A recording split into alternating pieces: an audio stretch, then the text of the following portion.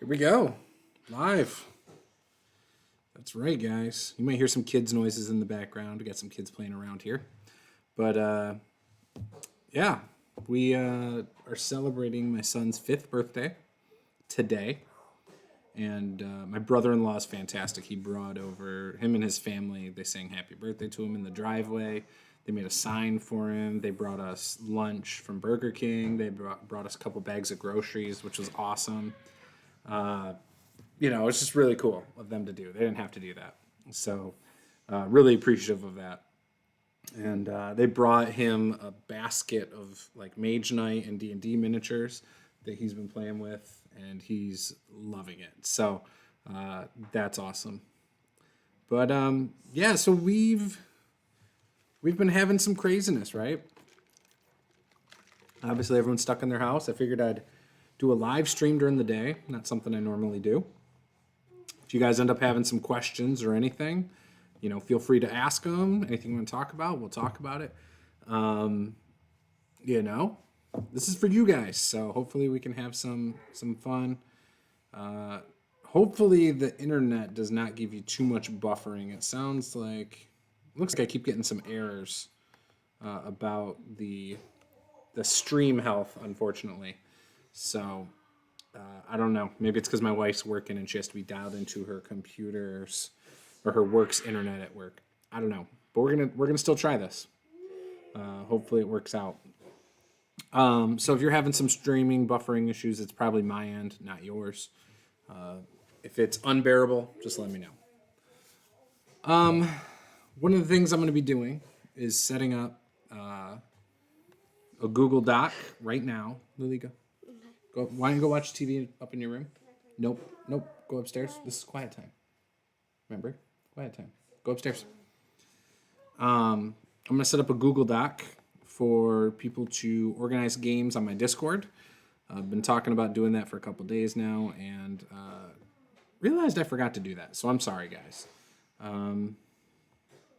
Sorry, not a doc, but a Google Sheet. So obviously there's a lot of people who want to play games. There's a lot of people who are looking to run games, play games, all of that good stuff. So we're just going to do our best to help facilitate that for all of you. So let's go start a new spreadsheet. Blank. So name is a good one. Let's see. Availability will be set up in multiple ways.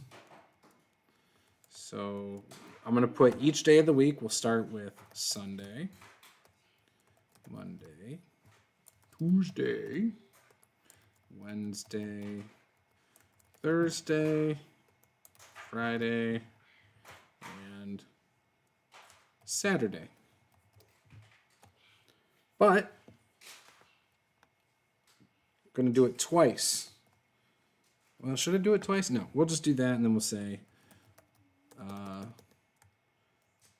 player and then game master. There we go. Games as player. Because some people are willing to play whatever, but some are very picky. Games as GM. Because that might be different. All right, so we'll do that. Open up this a little bit more. I'll put myself down first. Right now, my availability is fairly open, but I want to leave things open for videos. I want to leave things open for, miniature painting and things like that I've been doing. So, let's see. I've already said I'll play on Friday this week, so I'll... Nope, you just ate lunch. Go play with your miniatures, buddy. I'm sure you are. I'm sure. Always hungry. So today's Wednesday. So let's say Tuesday... Let's say Wednesdays available. It's my birthday today. So I'm going to put the times I'm available. 2 till 11 p.m. Eastern. Okay. And I put my time, I should probably put a section for time zone. So let's do that too. Time zone, Eastern, 8 to 11 p.m. Okay. I will leave myself open for games on Wednesdays as a player. Yes. Game Master, I'm not sure. I'll say undecided. Games as a player, pretty much anything. I'll just leave it open. As a GM, D&D, Palladium. What else will I run? Fantasy Age and Dragon Age. Those are good games to run. All right. So from there, let's see. I need to make formatting. I need word wrap, text wrapping. There we go. Right here, we'll do the same thing. Text wrapping, wrap. Perfect. Okay. So there we go. I did the first one. Should be good there. Oops, I didn't want to do that. I think we're good.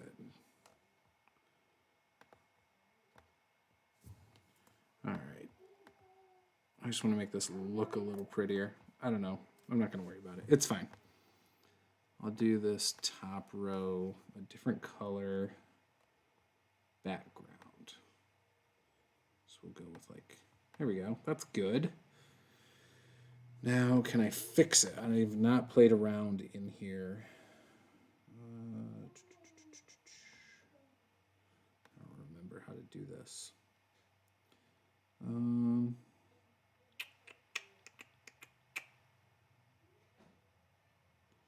Nope. Tools. There used to be a way, at least on, I know there's got to be a way, I just don't know how. There's a way to fix the rows. You probably are seeing it in the comments. Hey Cameron, how you doing, buddy? Hope you're doing well. I don't remember how to fix the rows. Merge cells, that's not what I'm looking for. Nope, nope.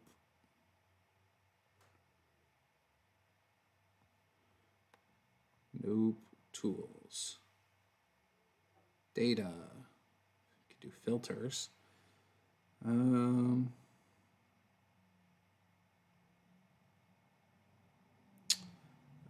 know. It doesn't matter. Oh, freeze. There we go. Freeze one row. Perfect.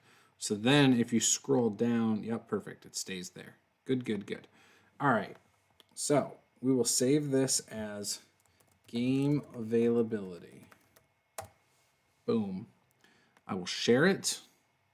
And the link will be in my Discord. Anyone can edit it.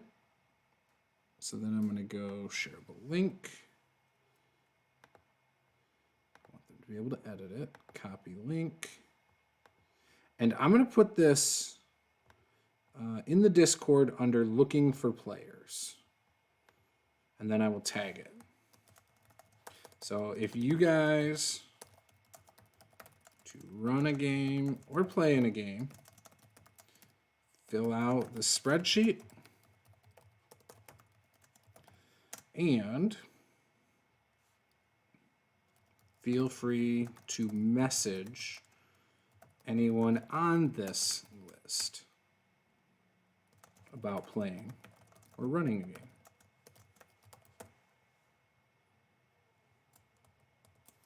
There we go. Boom. Now, time to pin it. Perfect. Okay. The only other thing I'm going to do on this that I did not do yet is I'm going to add, insert one left, name / username. So mine is Juce, master the game. There we go. I'm going to put in an optional email. So there you go. You can put your email on there.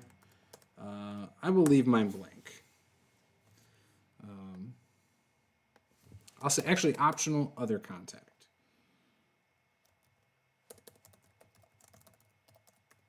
There we go. And then from here, let's make that a little bigger. And we will wrap the text on this bad boy. And there we go. Wrap. There.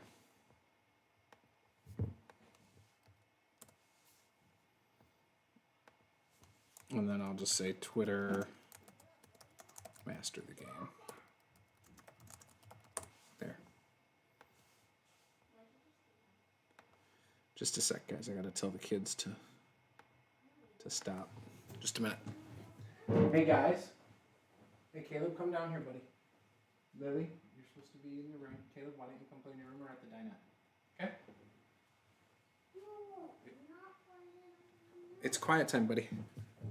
Gabe's asleep. All right. You don't have to clean your room.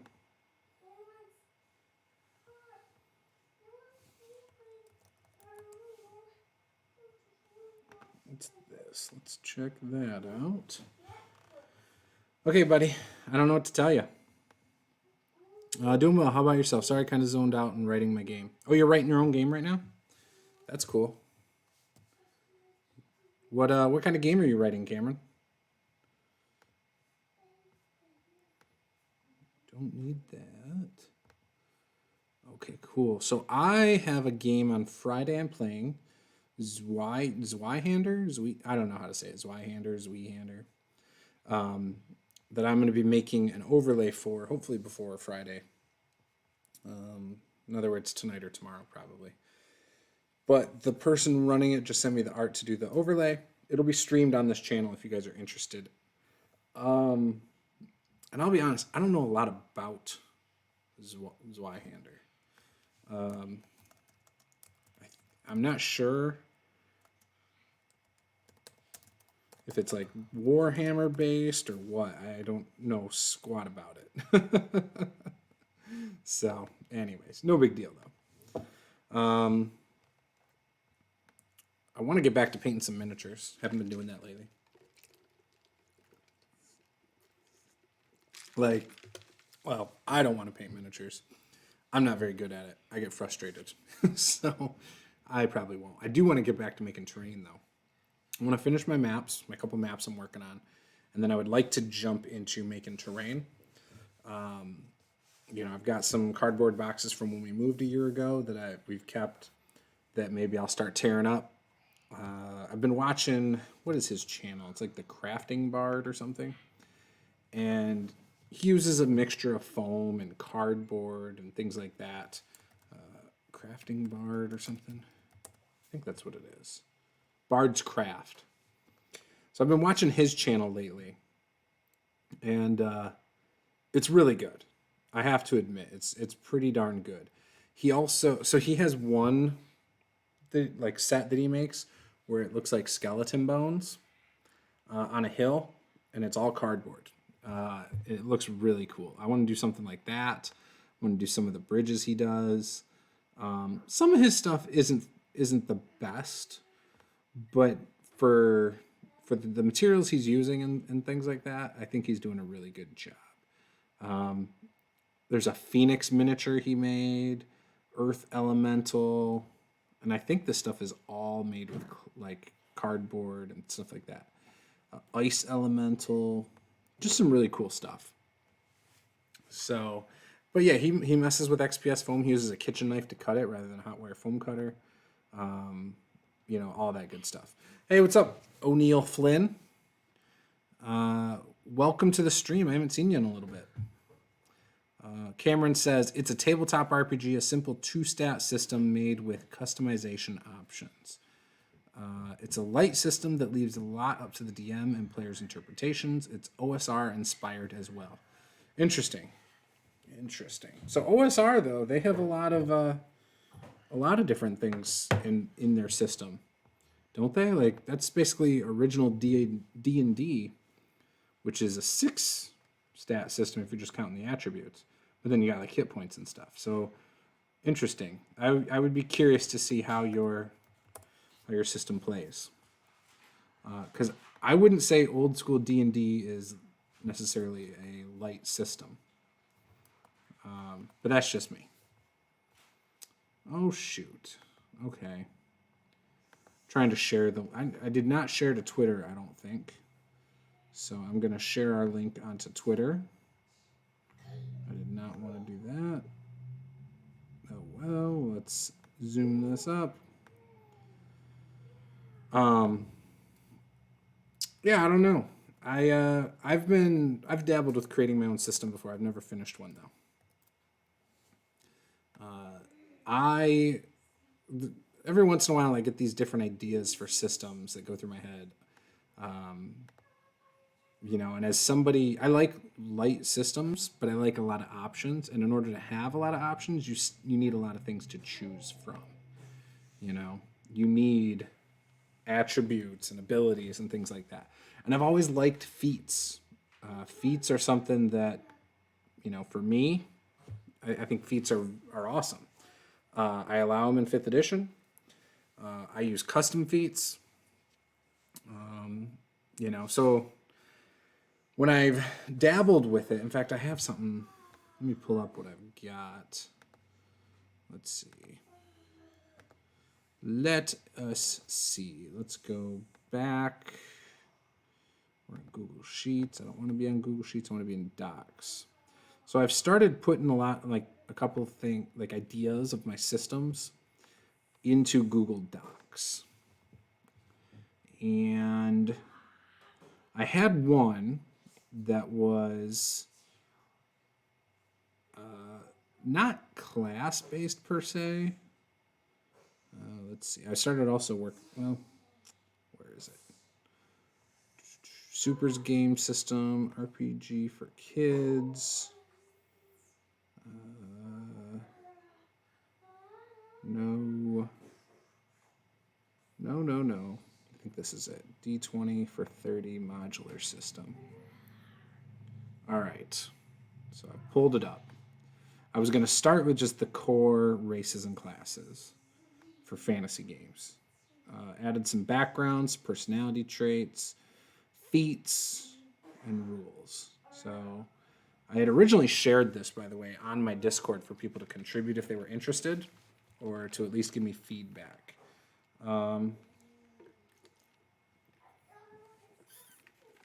So one of the things I did right off the bat is I wanted a firm rule that nothing could exceed 30. That's difficulty classes and armor classes. 30 was the highest it could go at the time of this document. And I even said this might change, but that was how it was. Then I had said the highest proficiency is a +6, and that's considered mastery level. Magic items can grant up to a +3 max to hit, or a +3 on your check or whatever. So then that makes, with a magic item and the maximum proficiency, the maximum roll you could ever get on a die roll is 29 on a natural 20 roll. However, I wanted a crit, a natural 20, to actually always work, whether it's a skill, a hit roll, anything. And then I also wanted crit fails as well. So 1 will always fail no matter what. I think that they can add a lot to the narrative of the game, and that was why. Character creation, come up with your idea. Every character starts the game with 10 points and a base of a 10 armor class. You choose your species, race, heritage, whatever you want to call it. And then from that, you get select some things you can pick. You also can choose your class or occupation. Then you choose, which also gives you different choices. Then you choose your background, which again gives you different choices. From there, you then pick your personality traits. Now, I don't have any alignment in this. It's all just based on personality traits. So, flaws, goals, ideals, passions, quirks, anything that you can think of that would make your character who they are and act the way they do would be from the personality traits. All skills would come from races, classes, backgrounds, and feats. At character creation, you can learn new skills later. You can also get better at them by practicing them between adventures or by selecting new feats. Nothing, no two feats stack. Like the numbers from one feat won't stack with another feat. Things like that. Again, the idea is you can't get bonuses from two different things. Unless it's like an item as well as like your ability. So then you could, but not from two of the same type of category per se. Let me see what you're saying here. Leans toward combat is war because there's limited defense capabilities. Also, there is a death spiral because the stats are also hit point and bonuses to rolls. Okay. I don't know if it's going to work well, but I figure why not try? Yeah, I'm with you, man. I think coming up with your own systems is a lot of fun, personally. I've always enjoyed it. So I like dabbling with things and, messing around. So this is what I put down in my doc for a dwarf, right? They're known to be hardy and resilient. They generally make for great warriors. Most dwarves are subterranean. It isn't unheard of for them to settle above ground either. They have a natural affinity to working with stone and understanding the strengths and weaknesses of specific types of stone. That would be like your stereotypical dwarf. Some of the features that specific types of dwarves will get. A mountain dwarf might get dark vision. They might get, and these are racial feats, by the way. So you get to choose one of these at character creation. But for a mountain dwarf, you have 5 options right off that I just put in off the top of my head at the time.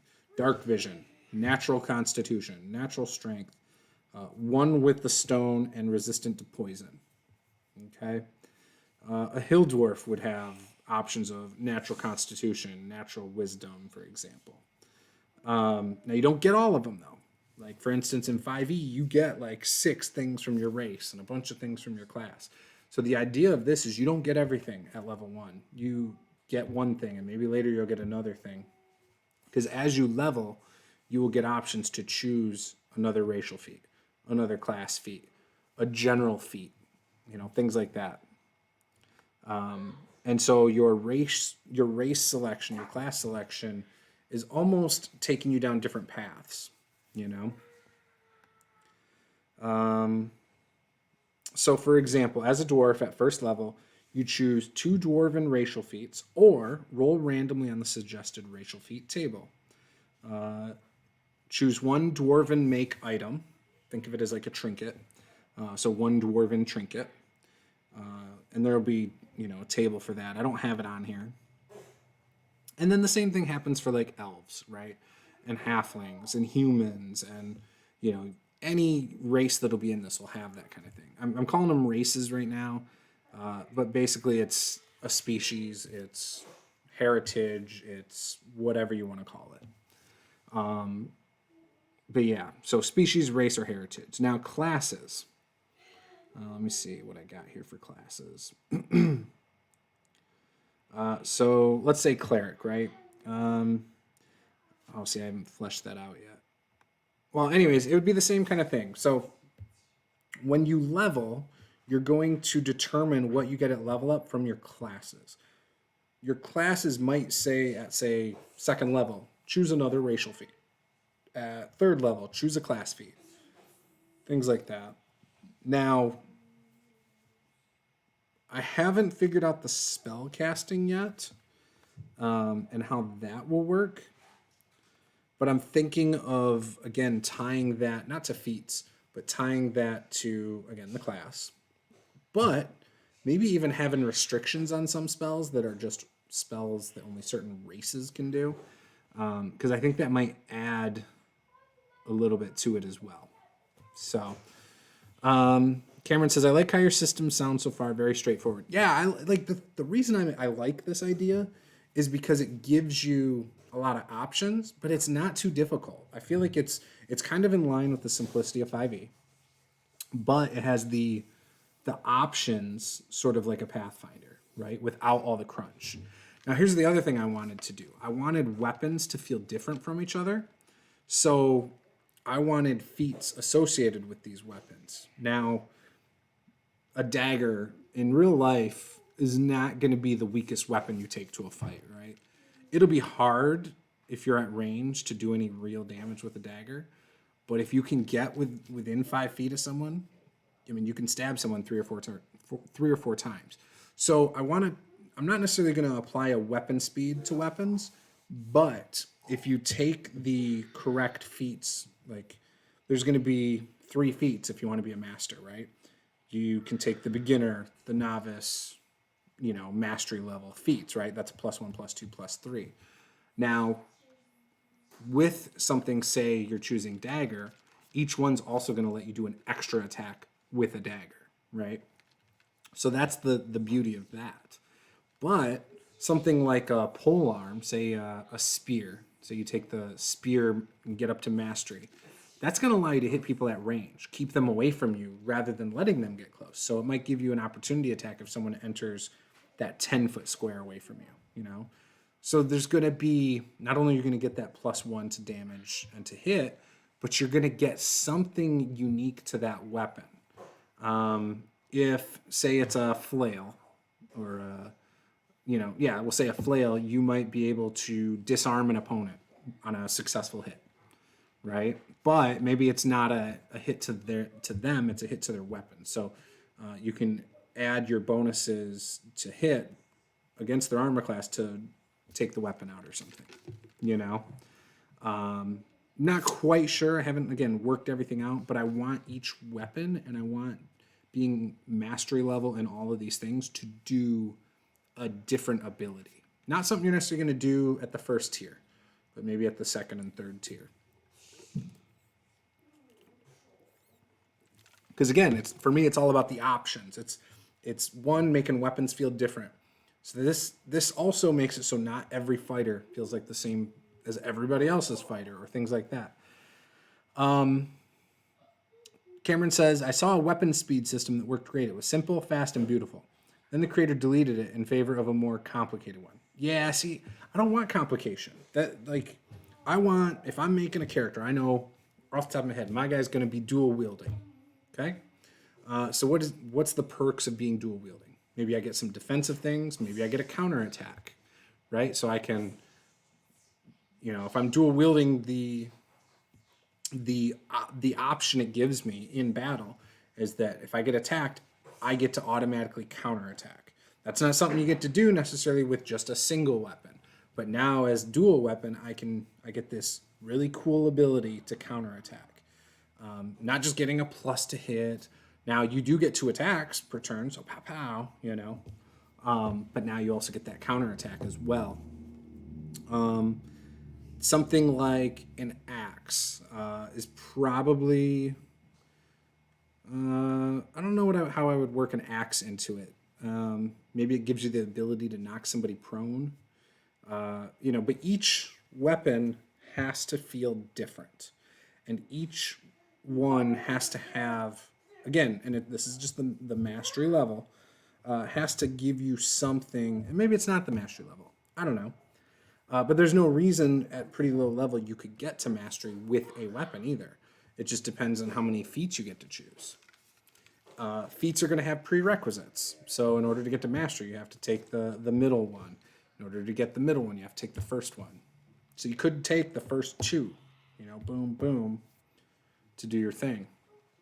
But it doesn't, I think, make things too complicated because now you're really, as you're leveling up, you're not getting all these super crazy, extra attacks and all these extra abilities like you do, say, in 5e. Like 5e, you might have 5, 6 different abilities you can do.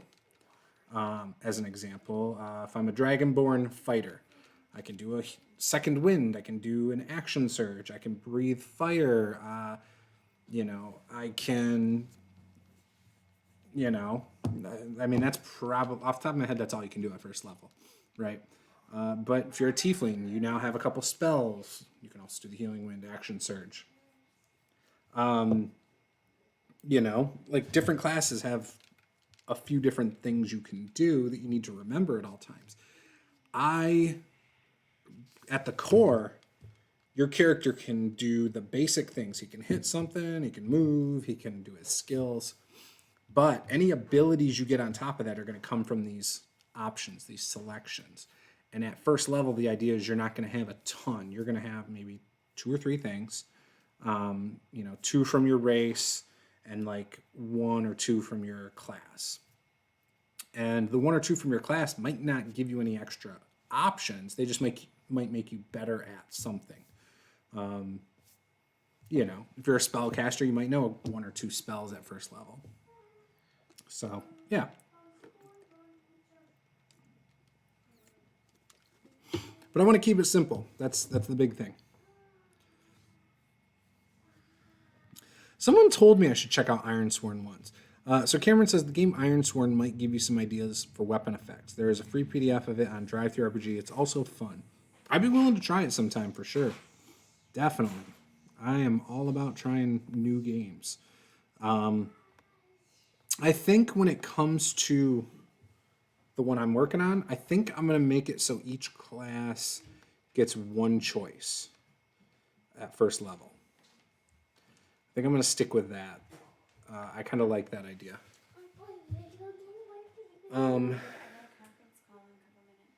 You doing okay? Okay. Okay. Yeah, you got to turn the volume down though. Because it's loud. Because I'm doing a video. I'm right here. I'm talking to people, talking to me. Don't touch anything. My name's Caleb. Yeah, they know that. I'm 5. Yep. All right, get down, buddy. Get down. I don't want you to fall. They've seen you before. Yep. Yeah, they've seen you on my channel. Told them my name. Mm-hmm. I've told them your name. I also told them we were celebrating your birthday today. So go play a video game. Gabe's asleep, buddy. Keep the volume down, though, okay? Yep, keep it really low. So anyway, so that's that. I want to make my note here. I feel like I need to. Right now, I don't like the organization yet either of my dock. It should be on the couch. Oh, Gabe had it. He was playing with it. I don't know where it went. He was playing with it like a phone. It might be over on the command center or something. Over there. But he was pretending it was a phone. If not, it might be over by the door. If you keep going that way. If not, maybe Mommy can quickly look for you. All right, so there's my backgrounds.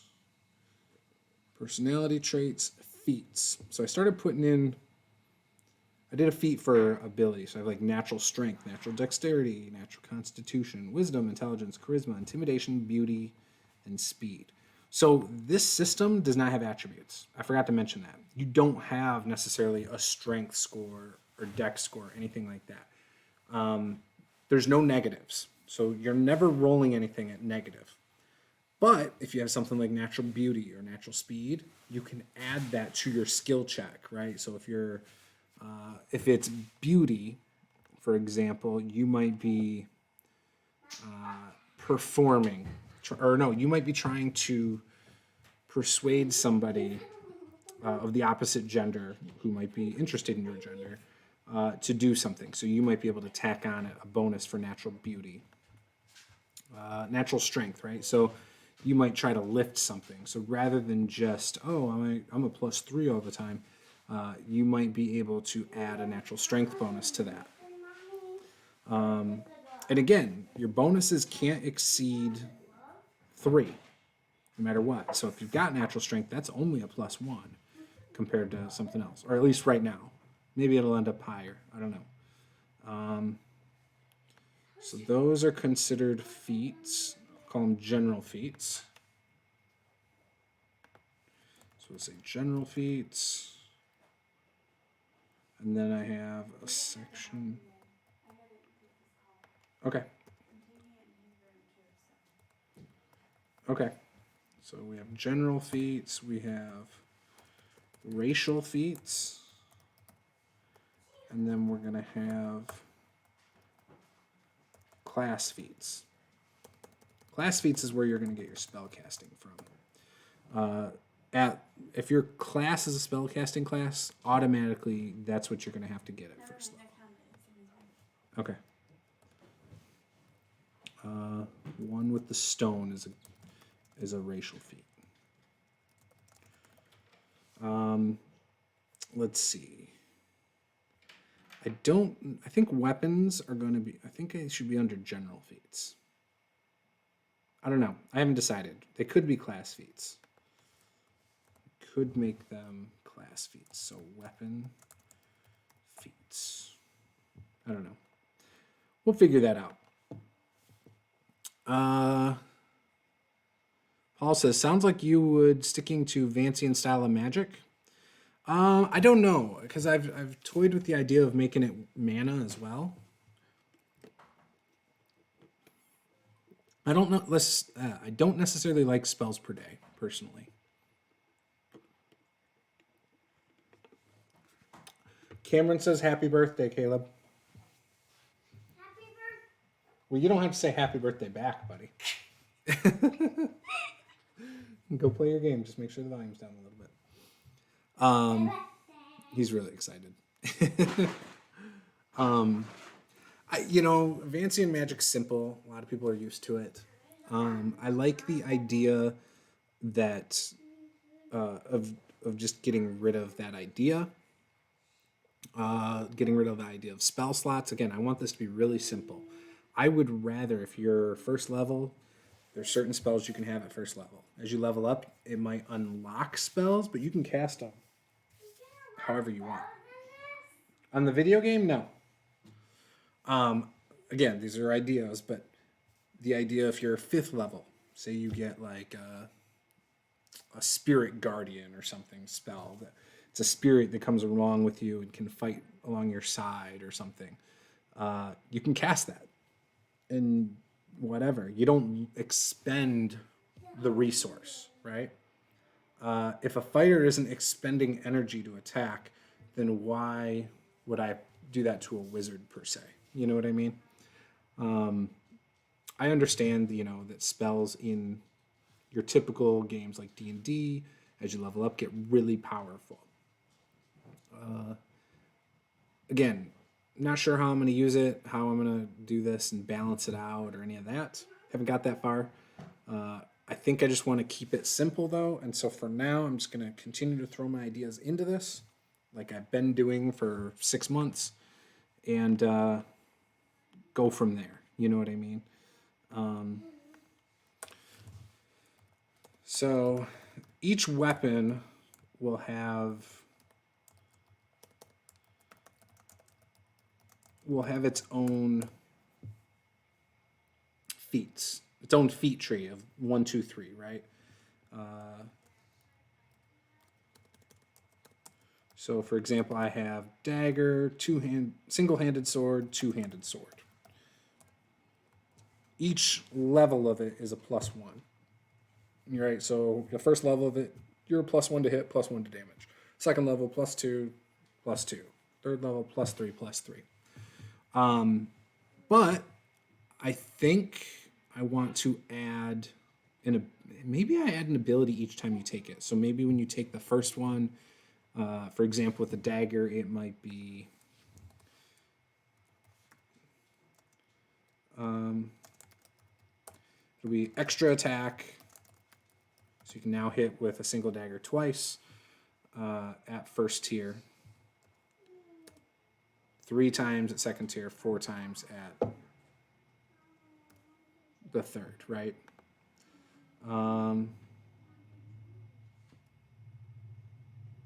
Yeah.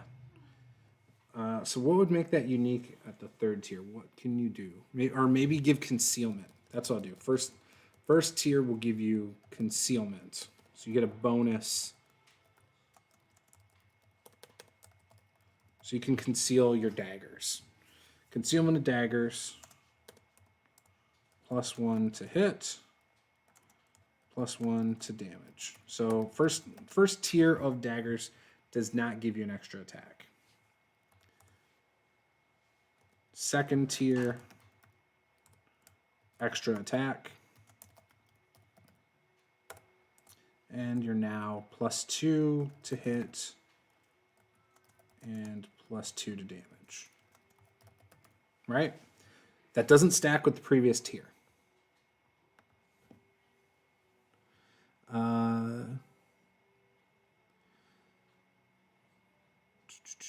Okay, so Cameron says, these reasons why I only limited casting by magic type and spell casting DCs based on magnitude of the spell effect on the game at the moment of casting. Hey, Kyle. Welcome. Glad to have you. We're talking about ideas I have for a game system that I'm messing around with my document for it right now. If you're on our Discord and you're looking for games, I posted the spreadsheet of availability over in the Discord under the Looking for Players tab or channel. There's been a lot of people talking about playing and finding games lately. People seem really open to trying new games, so hopefully the document will help people with that. I put myself on there first. Right now, I'm leaving. I have a lot of availability, but I put myself down only for one day at this time. And yeah. So anyways, that's where it stands right now. Might do one shots, I don't know. But I want to leave myself open for doing more videos. Maybe I'll do more live streams. I kind of enjoy talking to you guys. So might try to bring on some guests just to talk with guests on here. Something I've been wanting to do for a long time as well. So, sounds like how Genesis casts magic. You're talking about Cameron's, the DC based on magnitude of the spell effect? Yeah, I think that makes sense. I mean, I don't know how Genesis does the magic system, to be honest. I played Numenera once. It was fun. I don't know, that maybe that's a way to do it. Maybe there's a difficulty to casting spells. So you can cast them as often as you want, but there's a chance you're not going to be able to cast it. So maybe you make a roll to see if you can even cast the spell. And certain spells are just harder to cast. I don't know. I'll have to play with that later. But again, I don't mind the idea of restricting how many times a day you can cast a spell, especially if it's more powerful. But again, I just want to keep it really simple. I hate how in D&D, for example, you could be 5th level and you only have 3rd level spells. I hate that. I think that for a new person doesn't make sense. Am I going to be at Gen Con this year? I will not. There's no plans to be at Gen Con. I wish I could, if they stay open, but one, I don't think this thing is going to blow over in the next 6 to 8 months. I think people are going to be in and out of staying at home. I think they're going to lift the ban by late April, and then I think by June we'll all be back in our homes. That's what I think is going to happen. So right now, I'm loosely planning on going to Grand Con in Grand Rapids. I don't expect it to go on. I don't know. Haven't talked to Brian about that. He's the owner of Grand Con. But that's my local one that I like to go to. And then I was planning on going to Nerdarchy, the convention in Philadelphia in October. And basically once I got the job, I'm a car salesman now. Once I got that job, I was like, yeah, I can go to Nerdarchy, the convention. And then within a week, all this stuff kind of started getting really crazy. Oh, there is spell backlash if you fumble. That way there's a downside to the freedom. Oh, I like that, Cameron. Paul says, it's my system of choice right now. Oh, I didn't know that was Genesis is your favorite system, Paul? I don't know why I didn't know that.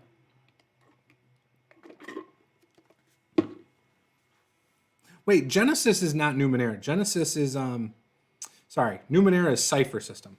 Genesis is your Star Wars game. That's right. Duh. CanCon 2020 will be huge. It's funny. So when this stuff started going down about a month or two ago, I actually reached out to all the Descent guys. So Nate from WSD20, Jake from Mini Terrain Domain, Luke from the DM Lair, and my wife, and I said we should try to set up an online gaming convention to take place on all the weekends of the big conventions this year. Just an online thing where we see if a bunch of people want to run games, host games, and whatever, do panels, all of that. Was thinking, yeah, we should do this online. Obviously, they all can't commit to it. They would do something, they'd participate, they said, but they would not be able to help set it up. But I think that'd be fun. Just call it like the COVID con or something, or virus con, stay at home con. I don't know. Social distance con. But something so that people who, were planning on going to conventions can still do something cool. Maybe try to get some cool guests for each one. Like if it was Gen Con, talk to them about, hey, who were some of your guests? Maybe they can contribute here instead. I don't know. It would be, I think it would be very easy to do. We would just do it on one channel, have one channel host it all. It would still be pretty light, or maybe a couple channels. Maybe we started our own network. Maybe we do it under the Master the Game RPG network on Facebook. I don't know. But I think that would be kind of cool. And let a bunch of people do whatever they want, run games, play games, stream their own seminars. The cool thing is you don't run out of the most affordable con ever. Well, and so that was the other thing too. If we did this, how far would we want to go with it? COVID con could be multiple days of scheduled streaming on each channel. Yeah, like anyone could host their own stuff, right? We could do it like if you're the DM, you can host something on your own channel, right? If you're hosting something on your own channel, we can maybe set up a website which would have different rooms. You would have the gaming wing that would have all the different games being run. So you could, if you wanted to watch someone do a live stream game, seminar wing. So you could click on the drop down for that and check out the different seminars. And the cool thing is it would all be recorded too. So you could always play it back later or, whatever. I don't know. It might be something cool. I could easily set up a website, but a website costs, especially if you're talking about having that much in it, you're talking about probably $200 for a year's worth of hosting the site. I'd be willing to do it. I just don't have the disposable income to do it. Gamer Nation Con, that was meant to run in 2 weeks, is now having some of their special guests doing online Q&As online and also online game. Yeah, exactly. So I think I think all conventions should already have YouTubes and Twitch and all of that anyways. And I think they should stream their stuff from their actual convention no matter what, personally. I think each one should have a set host. They should do it like if you're watching E3 back in the day on Spike or whatever it used to be on, the Tech TV or whatever. I think they should all try to be doing that. In fact, I told Brian Lenz from GrandCon he should consider doing that last year. And, it's an extra level of things to think about that I don't think puts money in their pocket. So it's not always conventions aren't always thinking like that. But I think it could put your convention in front of a lot more people. And to me, that's a good idea. But I'd be willing to set something up like that if we had enough people on board with it. We would probably, I don't know how we would do it. We probably would want to charge like $1 for people to register for something. Like, I don't know if it could make money off donations to support it or not. I don't know. Well, if you're going to record the video, just make the YouTube channel for it and make it a business channel so you all can upload from your own computers.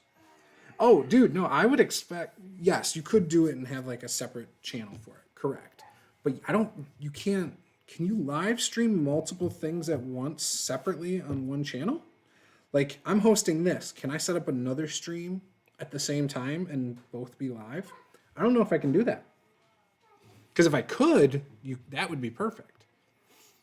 But But a lot of people who would want to run or play games don't also have the software. Like, for instance, I can easily bring 8 people into a game right now on Zoom and not have to worry about, you guys having the software for it. So each DM would have to at least have that.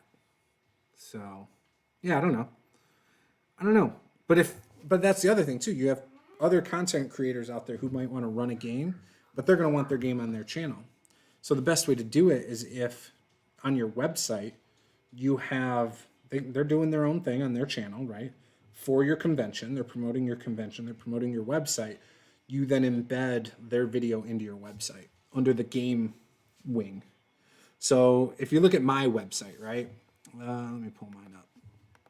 On my website, I have multiple drop downs at the top. So it's home, blog, videos, my homebrew world. So if you go to videos, it drops down and it says, or not videos, my homebrew world. It'll have the world of Thakos and then my world anvil page as 2 drop downs. If I'm setting up a site, I'm going to have, I don't know if I'm going to set it up, I'd probably call it live plays. And under that, I would have specific systems, Dungeons and Dragons, Pathfinder, OSR, Genesis, Cypher system. And then you would click on those or hover to it, and it would also be a sub drop down. So if it's Dungeons and Dragons, it might drop down to the different editions. If it's OSR, it might drop down to things like Dark Places and Demogorgons, or one of the other ones. I might have all sorts of things. Under Genesis, it might have Star Wars, it might have generic fantasy. I don't know what's under Genesis. Cypher would have superheroes, would have Numenera. So all those would be like that third tier drop down, right? Under seminars could be different things. Could be world building seminars, could be publishing seminars, could be game design seminars, could be Kickstarter seminars. And then you would click those. Some might have a drop down. Game design might have sub drop downs, might have board games, might have card games, might have tabletop RPGs. And then from there, you would click on it and it would take you to a page that would have all the seminars going on and the times if they aren't live yet. If you jump into it live, which the live ones I would try to put at the top, you'd have to have it so it's like most current at the top and then the ones that are off are at the bottom, right? Basically, you'd set it up probably like a blog, I would say. And then in there, people could go into it and then they could post questions. Questions would then get posted into someone's YouTube or whatever. You'd probably want a moderator, I think, for each one. So maybe a Zoom call with the host and then or not the host. Well, you would have the host. That'd basically be the moderator. And then you'd have the actual guest. That's probably how you would do it. I don't know. Maybe I'm overthinking it. Paul says, Gamer Nation. Oh, I already read that. Cameron says, well, if you're going to record the video, just make a YouTube channel. I already read that. Paul says, isn't that how AetherCon does it? No idea. I don't know anything about AetherCon. I'm sure there's conventions that do it. I know with Brigade Con, that later became +1, +2, +3 Con, they did it one year kind of like that. But the website, the way it was set up, was somewhat flawed. What they did is they allowed people to register their event, and then what they had to do is have the link to their YouTube to put into the website registration. And then the idea was something like this. However, I don't think the website interacted with the YouTube.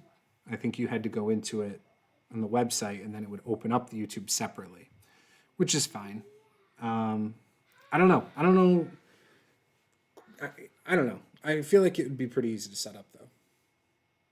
Again, you'd probably just set it up as a bunch of blog posts. But I don't know. Don't really know. And then maybe one YouTube channel for all of your official convention stuff, whether it's announcements, whether it's, it would host all the seminars probably. And then you would just have seminars throughout the couple days. and space them out with a little bit of waiting time. I don't know. I think Twitch would be the best place to stream it live. I would probably have. Oh, there you go. You do all the guests streamed live to Twitch, and then later upload it to YouTube. So that would be all your seminars and panels. Yeah, I don't know. When we did it with Brigade Con, the first couple were really cool. They were a lot of fun. Yeah, Brigade Con definitely did it that way. It had a lot of flaws behind the scenes. A lot of things didn't go exactly the way we had hoped.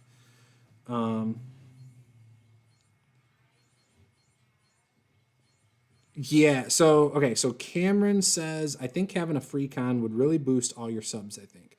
There's a lot of people who only watch YouTube when there's an event. Yeah, I think that would work. Again, it wouldn't even be about boosting me or anything. It would be, first and foremost, trying to get the money to justify any cost to throw the convention. That would be the most important part. If the website was essential, then that would be a good spot. It's not. Oh, so Cameron says, why Twitch? It errors as much as YouTube. It's not about errors. It's because of the live streaming aspect. I just think. So, for example, with Twitch, you can quickly end your stream. So, say I have a guest, say it's Ed Greenwood. Boom, we go on for an hour. I can quickly end the stream and then literally hit start streaming again, and now it's a separate video, right? YouTube with the streaming, to try to do that, just so you have an idea, if I end this stream right now, I can't just go right back into live streaming. If I end the stream, that's it. I now have to set up a whole new stream, go into it, copy the code, post it into OBS, and then start streaming again. It's not as efficient for what I'm thinking. I love it. Trust me, I'd rather personally do it straight to YouTube. But I think you'd have to do it the other way. And so then, since I would just be the host, right? Say it's Ed Greenwood now, then it's Chris Pramus from Green Ronin Publishing, right? So boom, we end Ed Greenwood's, end it. Start with Chris Pramus. He starts telling his story before he gets into questions. He can read the comments himself. He doesn't need a host for that necessarily. Unless he's having some hard time seeing the comments, then that's where the host would help out. But while he's doing his thing, after the Ed Greenwood thing's done, I would then take that video, post it to the YouTube channel, or start uploading it to YouTube. And while that's doing its thing, I'd be right back with Chris Pramus, no questions asked. So that'd be the best way. However, the only issue is if you are monetized through Twitch, you can't do it right away like that.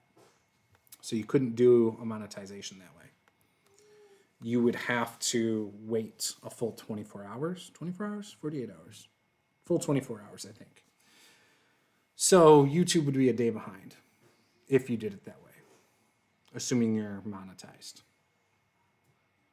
Which I wouldn't be, because I would start the whole thing as its own channel, and we would just have to come up with some cool name for it. I don't know.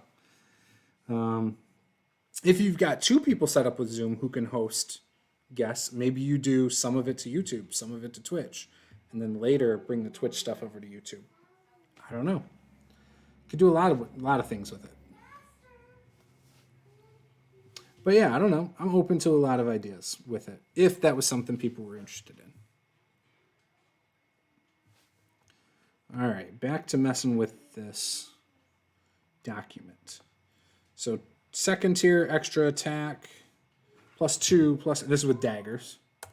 And then third tier is +3 to hit and +3 to damage. And then extra attack again. So in theory, with a dagger, if you're dual wielding, you could do 6 attacks. Pow, pow, pow, pow. Because I'm not going to do one as a regular and one as a bonus. Screw all that. If you've got 2 weapons in your hands, you can attack with both. Assuming you're efficient or proficient with that dagger.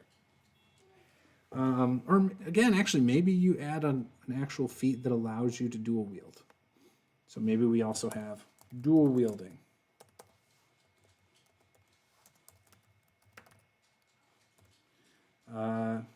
able to attack with each weapon in your hand on each attack.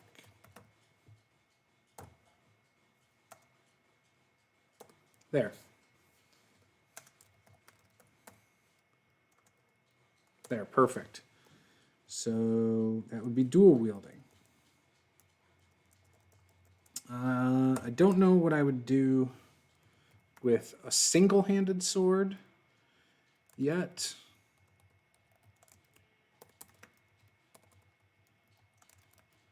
But we'll come up with something there. And then same thing with the two-handed sword. I feel like a two-handed sword you could do stronger things, right? Like knock someone prone or I don't know. All right.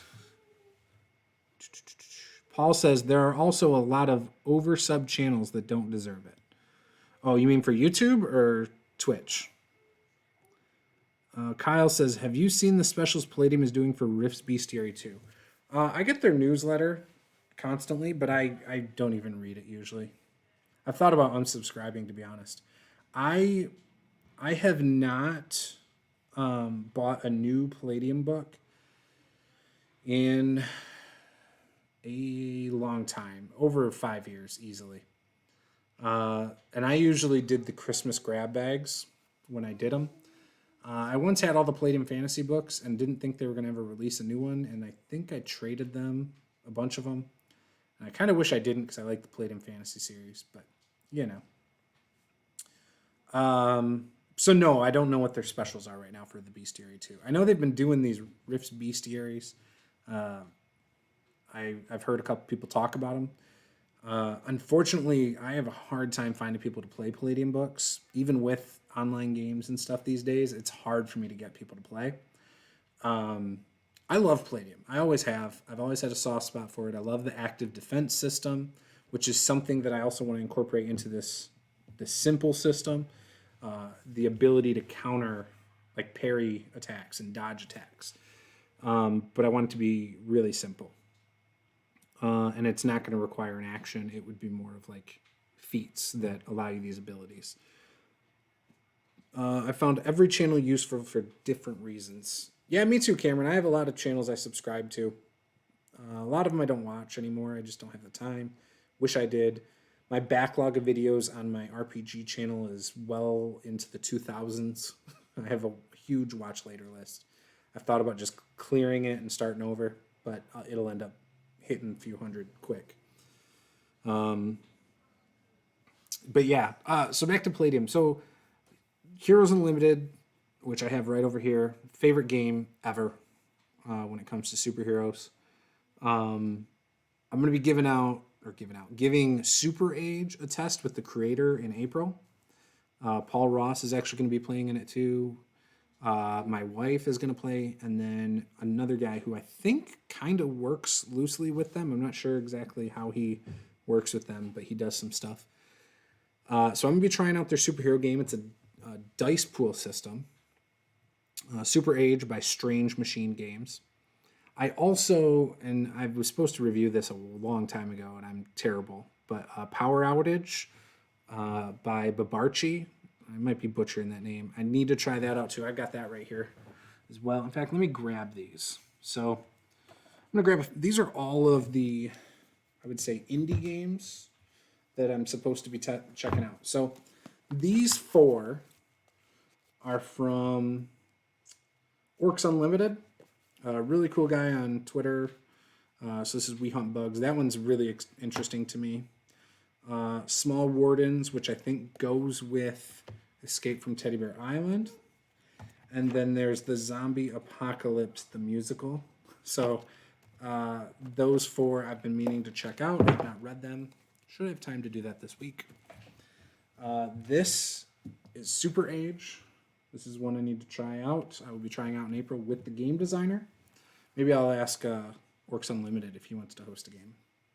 But anyway, so there's that. Yep, go put that back, buddy. This one. Yeah, this one too, which we were talking about a minute ago. Put that back, buddy. I already did those. So yeah, this one though is a dice pool system. I'm really excited to try it out. I was expecting to get Ages Past, which is their fantasy one, but I don't think they're sending that one. Originally, though, my understanding was that it was coming. It's all right though. Excited to try that with the game designer. They sent me the PDF for both, so I could technically still play it. But this one was also sent to me by Babarchi El Tayib. Really cool guy. Like he plays this with his kids. It's something I've been meaning to check out. It's really colorful. Looks really simple. Again, artwork really kid friendly. So I don't know, but I really want to get around to trying this too. I need to get him to run the game for me. It's easier for me to try new systems like that when the game designer is willing to run it, so I can at least play it first. I have a hard time sitting there and just being like, all right, I'm going to run this now without any experience with it. You know, it's just hard for me. I don't know why. Yes. So Kyle says they recently released a new book for Palladium Fantasy, Garden of the Gods. Yep, I saw that. I also saw a couple years ago, like 2-3 years ago, they released the Byzantium, like in the north part of the Palladium Fantasy there. So that one I never got, but those all sound really cool to me. And I believe they're trying to release Land of the Damned 3, but they've been trying to release that for about 15 years, so I don't know. I know they had a manuscript that Kevin basically butchered and gave back to the person who wrote it. Was it Bill Coffin, I think, who wrote it? I think he originally wrote a manuscript for it. Rivers RPG channel. Have you played Beyond the Supernatural? I've never played it. No. It sounds like, from talking to people, it might be kind of like a Call of Cthulhu thing. I'm not into Call of Cthulhu. So, I don't know. I'm looking forward to it too, Paul. Paul says he's looking forward to playing. I think Super Age is going to be a lot of fun. So, I'm excited about it as well. Kyle says, Beyond the Supernatural is my favorite Palladium game. That's cool. River says the same thing. I'm not... Why do I play RPGs? For me, I think there's a few reasons I play. I do play for building of characters. I like to take a character and make them become epic heroes. I'm into action. I'm into the story of that character as they grow. I think that's what does it for me. I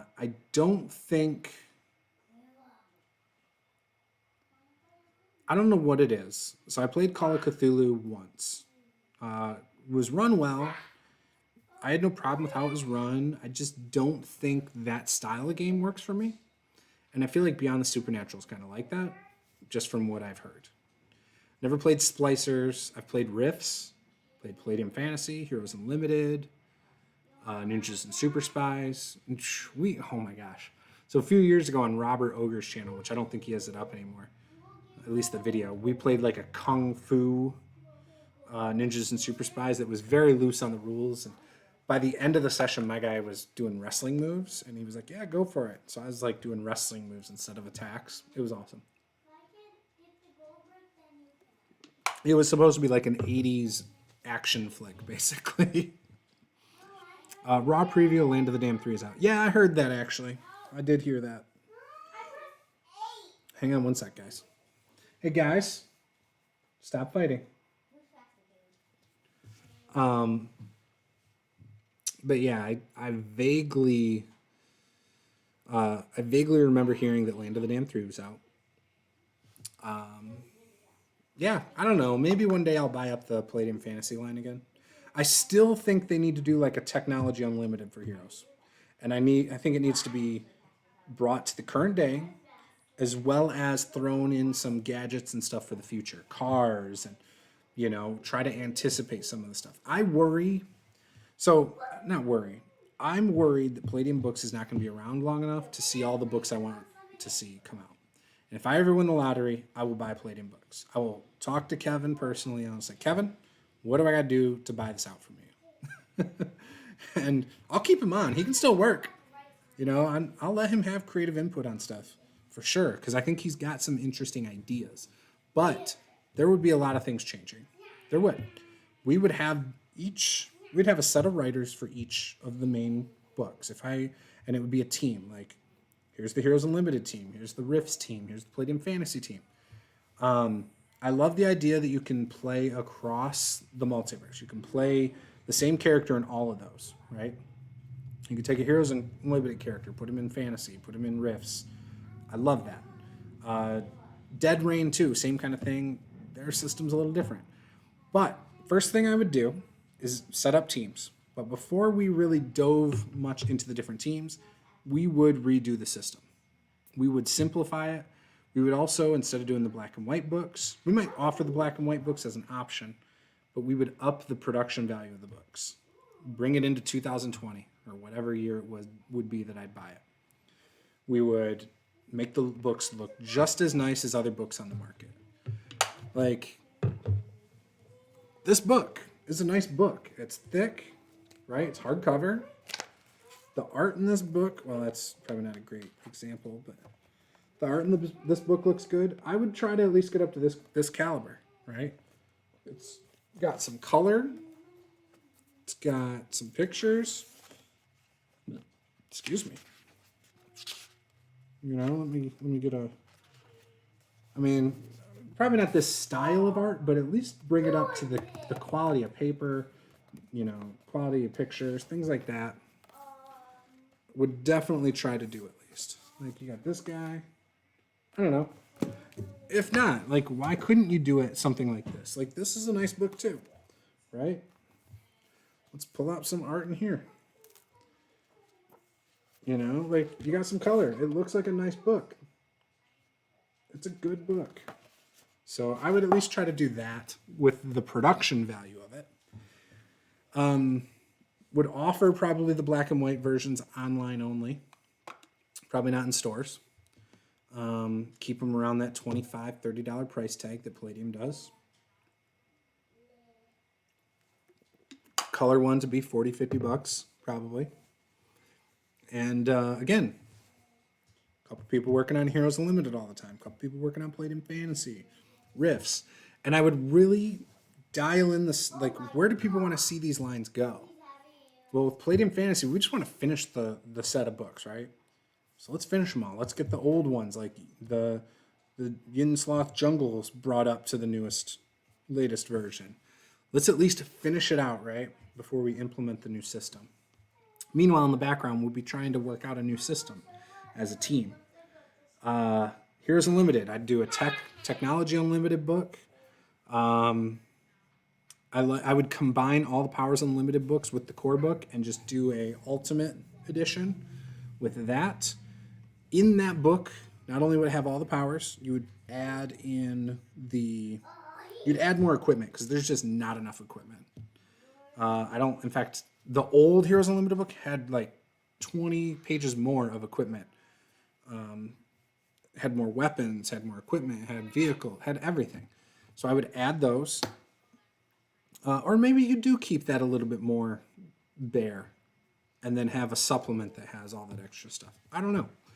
I mean, you'd be limited by page count for sure. The Heroes Unlimited book right now is pretty big. I mean, it's a beefy book. So, you know, you've got, and I like the art. I do like the black and white art. You know, so you got the black and white art, but my book's falling apart. I have had this since '97, but it does not take long for this to happen. Yeah, it's at 352 pages. I hate that each class has a different experience tree. Hate that. That wouldn't happen. I hate the amount of different types of attacks and stuff like that. I hate that. Again, just simplify the system. Strip it down. Boom. But first, I would finish the lines out how people want them before doing all that. That's just me. Riffs, I'd probably see about getting some of the stuff that's currently in the pipeline out. And I'm sure Kevin has a ton of awesome manuscripts in his office. So, But yeah, I would do a lot of stuff. And if I could, I would probably try to bring Bill Coffin back. He's my favorite writer for Palladium. I'd probably put him over the Palladium Fantasy line, to be honest. I know that would not be a popular choice among Palladium book staff right now, probably. But I think he would be the best person to head that line moving forward. Oh, maybe not. I mean, he hasn't touched the stuff since like 20 years ago now. But I thought he had great ideas back in the day.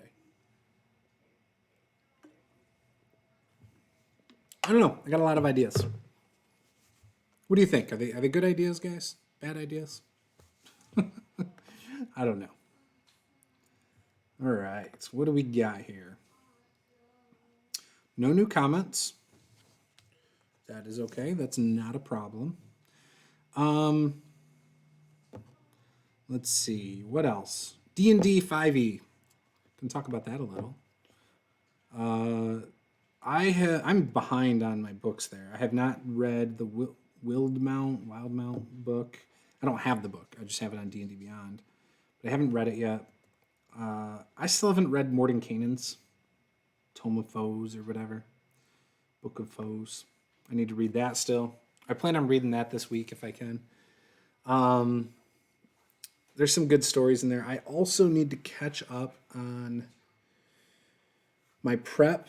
So we did not play the BlackRock Adventures game because of this stuff going on this last month. I want to try and see if we can get those players set up for playing online. Get that going. I'd like to try and we're supposed to play the Forgotten Throne in a week. Haven't talked to the guys there yet. Need to talk to them. That's supposed to be our Wednesday game. Boo, 5e is boring. LOL, JK. I love 5e. It's still my favorite system right now. It's my current favorite system. I enjoyed playing Star Wars, though, with Paul. I really thought that system was strong, actually. It was a lot better than I expected. So that's all I can say about that. But I don't want to get invested in that system if they're not going to keep going. And I think Paul told me that some other company is going to be picking up the Genesis system. But that doesn't mean it's going to be just as good. Who knows how they're going to handle things. New ownership gets their hands on something. It does not always go as smooth as it was before, right? So there's that concern. I don't know. We'll see. We will see. But I would definitely be interested in getting more into that. Have I ever tried Nightbane? Not standalone by itself, no. I had a game master when I started getting into Heroes Unlimited who did do some crossover stuff, brought in some of the abilities from Nightbane. His book was Night Spawn. But I do have the Nightbane book. But no, I have not played it by itself.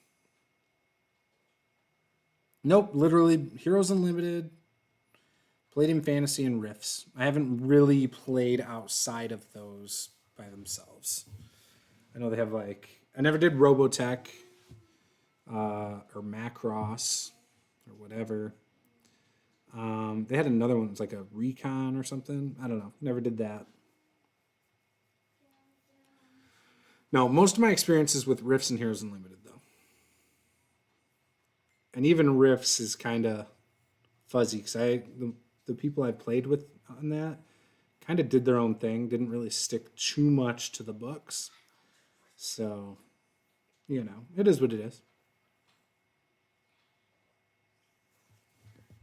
I wouldn't be opposed to it. Again, I would try anything. I am willing to play far more systems than run. Right now, the systems I would run are, again, Heroes Unlimited with very loose rules. For me, rules for Palladium are a backdrop. They don't matter as much as the fun. I also hate the attacks per round in Heroes or in Palladium. I hate how some people have a ton, some people don't have as much. Really hate it. I hate skills. I hate how they do that. Again, I like Palladium. Don't get me wrong. I think there's a lot of good stuff there, but I wish it was simplified. And not because I don't get the rules. I get it. But I wish it was simplified to make the game just smoother and quicker. character creation is a slug. Like, trying to teach it to a new person is kind of difficult. And not because it's a tough system, just because there's so many like weird situational things, and logically certain things don't make sense, stuff like that. Asmodee has moved the RPG development to Edge Studios and will have some of the creators as freelancers working on it. It's going to a Wizards of the Coast publishing model. You mean like a slower publishing model? What do you mean by that? A friend of mine started a Robotech game 20 odd years ago. We didn't get out of character creation and played a game of Necromunda instead. Yeah, character creation takes a while. That's a bummer. Like, skills are just most of the time meaningless, and you have to choose so many. I absolutely hate that part of the game. Hate it. So I would probably, yeah, that just has to be tightened up, I think. Definitely. All right, what do we got here? Man, I haven't done a blog post since the 3rd of this month. I should probably do a new one soon. Oh, by the way, I'm affiliated with World Anvil now. If you go to my website on the home page, if you go to the top of the news, which is literally one of the first things you see, or if you just click on the World Anvil logo on the right in red and white, you can go and check out World Anvil, sign up. If you decide to ever pay for it, I think within 20 days of clicking that link, I think I get a small commission. So if that sounds like something you're interested in doing, go ahead. It's one of the cool ways you can support the channel. I want to do some world building live streams, so yeah. Paul says, having no real centralized RPG team and using primarily freelancers to writing. Yeah, I think that's how a lot of businesses have to do it, unfortunately. I would, if I won the lottery, I would totally just, like I said, I would buy Palladium. I would have a staff for each game line, and we would do it, I think, right. We'd fix things up, we'd get the continuity down, and make it a simple system. I think it could have mass appeal if done right. I really do. I think the setting of Rifts is very deep. I think the fantasy setting is very deep. And I would also probably take it and advance the timeline. So, that way there's a justification for it and people can do stuff in the past, with the old system, but then the new one, because then you're just not republishing stuff that's been done, Maybe the coalition leader, General Prosek, is dead now. Maybe it's somebody else who's worse. Or maybe it's someone who's better,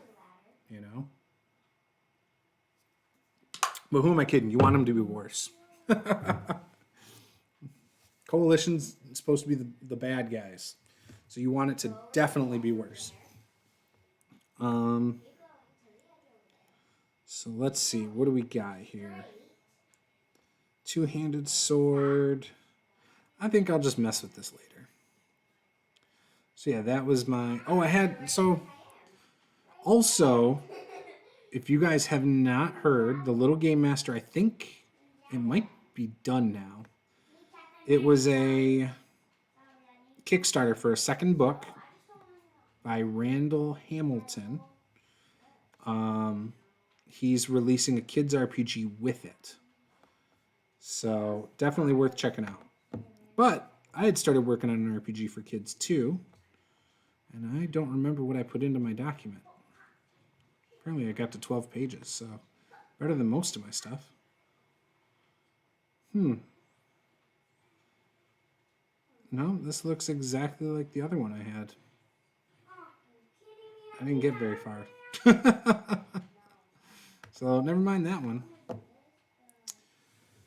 Yeah, I don't know.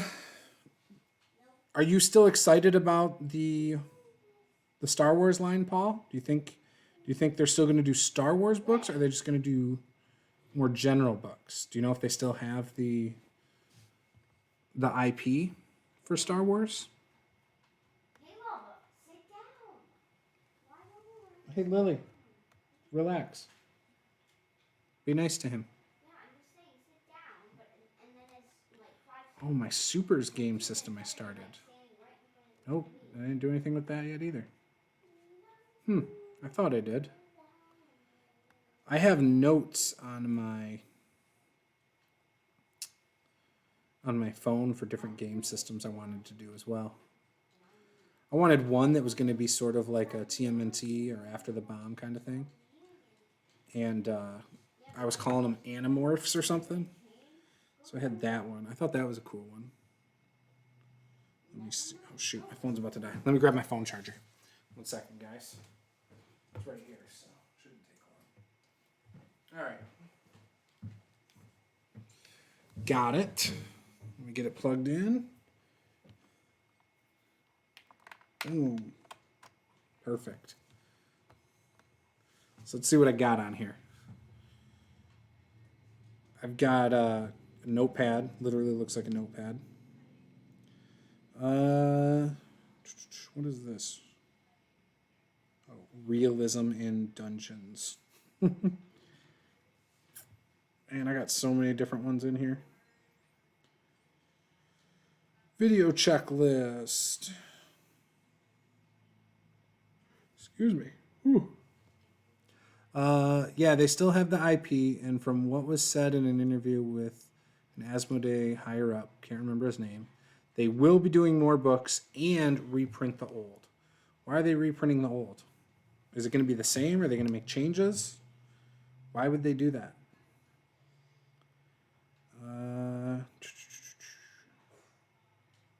Final Fantasy.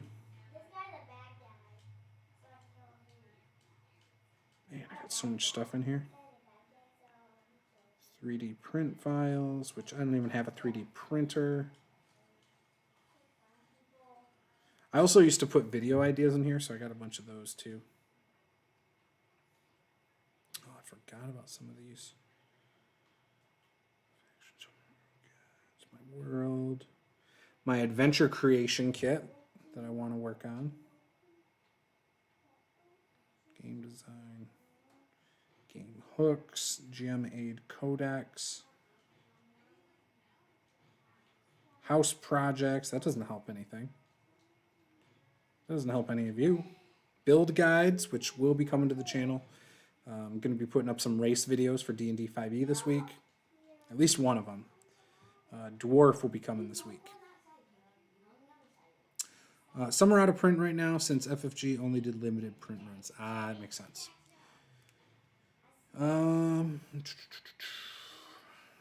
Jeez. I gotta go through and clean this up. Maybe I should put all this into like Word docs or something. Actually, I think I put a lot of this into my Google Docs. System crunch. Oh, okay. So this was from 2018. Attributes and skills associated. So strength was damage bonus, hold and grapple, and tackle. Agility, stealth, defense, athletics/acrobatics. Speed, initiative, extra movement, travel time. Average of the group. So you take your average speed of the group, and that would determine your travel time. Constitution, bonus hit points, bonus saves, and endurance. Wisdom, nature, read people, or insight, and streetwise. Intelligence would be arcana, history, medicine. Charisma, influence, negotiate, deception. Hand-eye coordination, throwing, shooting, sleight of hand. Did I have dexterity? Oh, I had agility. So there's nothing that technically gave you a bonus to hit. Defense system, base defense. 8 plus agility mod plus armor bonus.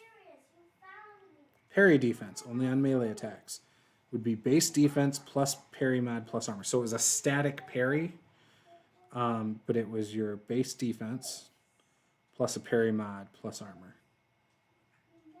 So that would be like if you had a shield.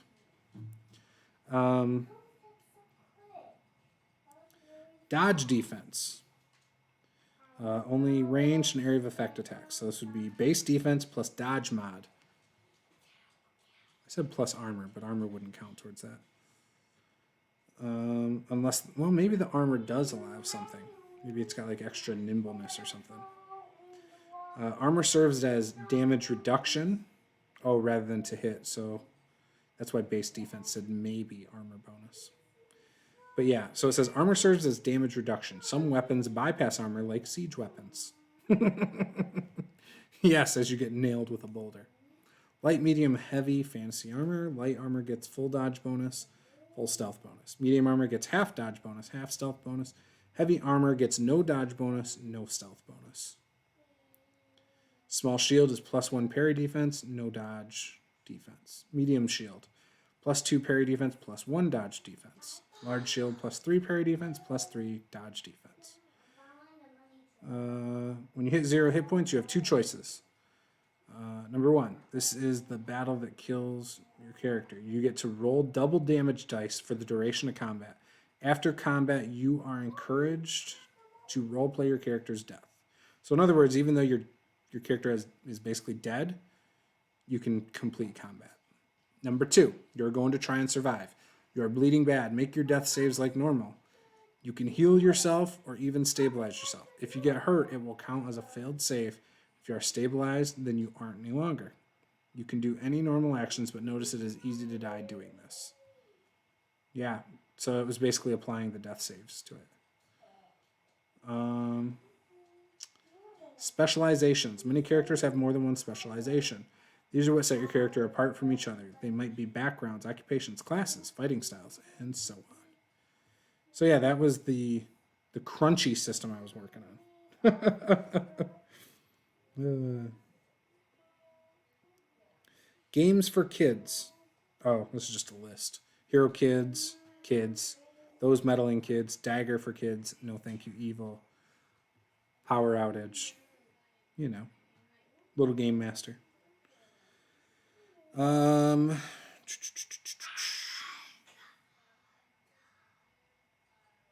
Let's see what else we got here.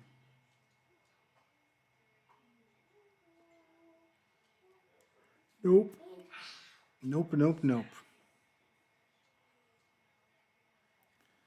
Down to 2017. I thought I had more game system ideas in here. I must have taken them out of here. Yeah, I did. I totally took it out of here. I must have did something with it. Must be on one of the computers somewhere. Oh, complex hand-to-hand system. Percentile-based system. All right, so let's look at the complex one. Okay, so I was thinking of making a system that could be adapted. So these are not for any specific system. These are like ideas I had for systems that the game would be based on. So I had a complex hand-to-hand system which broke down into different types of systems. So you could have like a pro wrestling game. So I called it Wrestling Non-Lethal Stun System. You could have a pain threshold system, which would be like MMA non-lethal. Or at least these are like the tiers of it, right? And then lethal hand-to-hand, pain and hit points, right? So you'd use pain threshold, but then you'd also have like hit points. So, points into skills. Hand-to-hand, unarmed strikes, grappling, standing, ground submissions, melee weapons, throwing weapons, shooting weapons. Levels. So this average would be D4, good D6, great D8, amazing D10, world-class D12, elite D20. So like, if your guy was considered elite, for example, you would roll a D20. As opposed to if he was average at something, you'd roll a D4. It's similar to like Savage Worlds, kind of, but not really. In fact, I hate Savage Worlds, so it's really nothing like Savage Worlds. But think of it like putting ranks into things. You have to, do the D4 before you can do the D6, D8, so on. And so you could be elite at, say, shooting a gun, right? If you're elite, you roll a D20 to hit. If you're average, you roll a D4. No bonuses. You just literally roll a die for it. So that was that. So then I have percentile-based system. where everything, so weapons, armor, and skill all add to armor rating. It was like everything was 0 through 99, or 1 through 100, depending on whatever.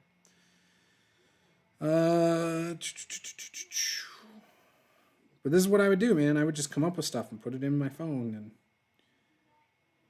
get all sorts of ideas from this stuff. I have, if you guys know the YouTube channel Gamer Goggles, he pitched an idea to Kevin back in 2016 or 17 about changing the Palladium system. But at the time, he was very influenced by Pathfinder. Gamer Goggles was. So almost all his ideas basically are like changing Palladium to Pathfinder almost. But I have his whole document. He sent it to me.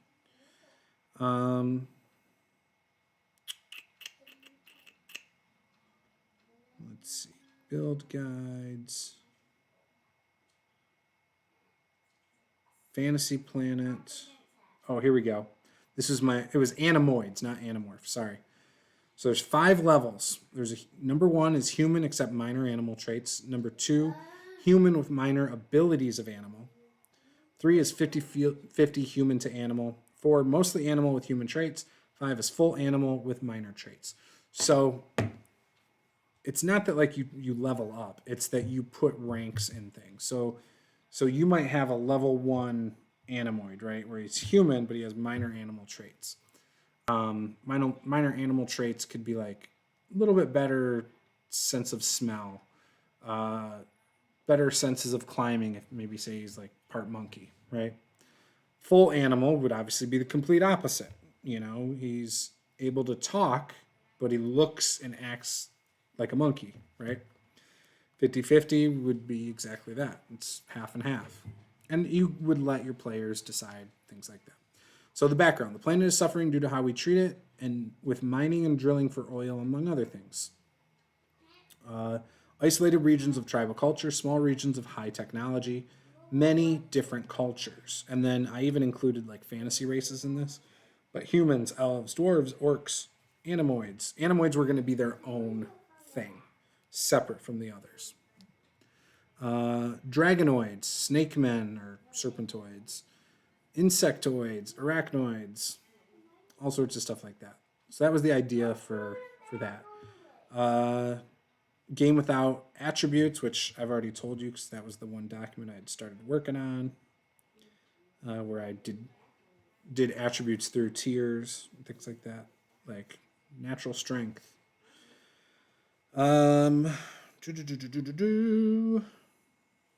Ways to run bad guys with minions. Magic item ideas. Got all sorts of stuff here. Phone numbers for some reason. Riddles.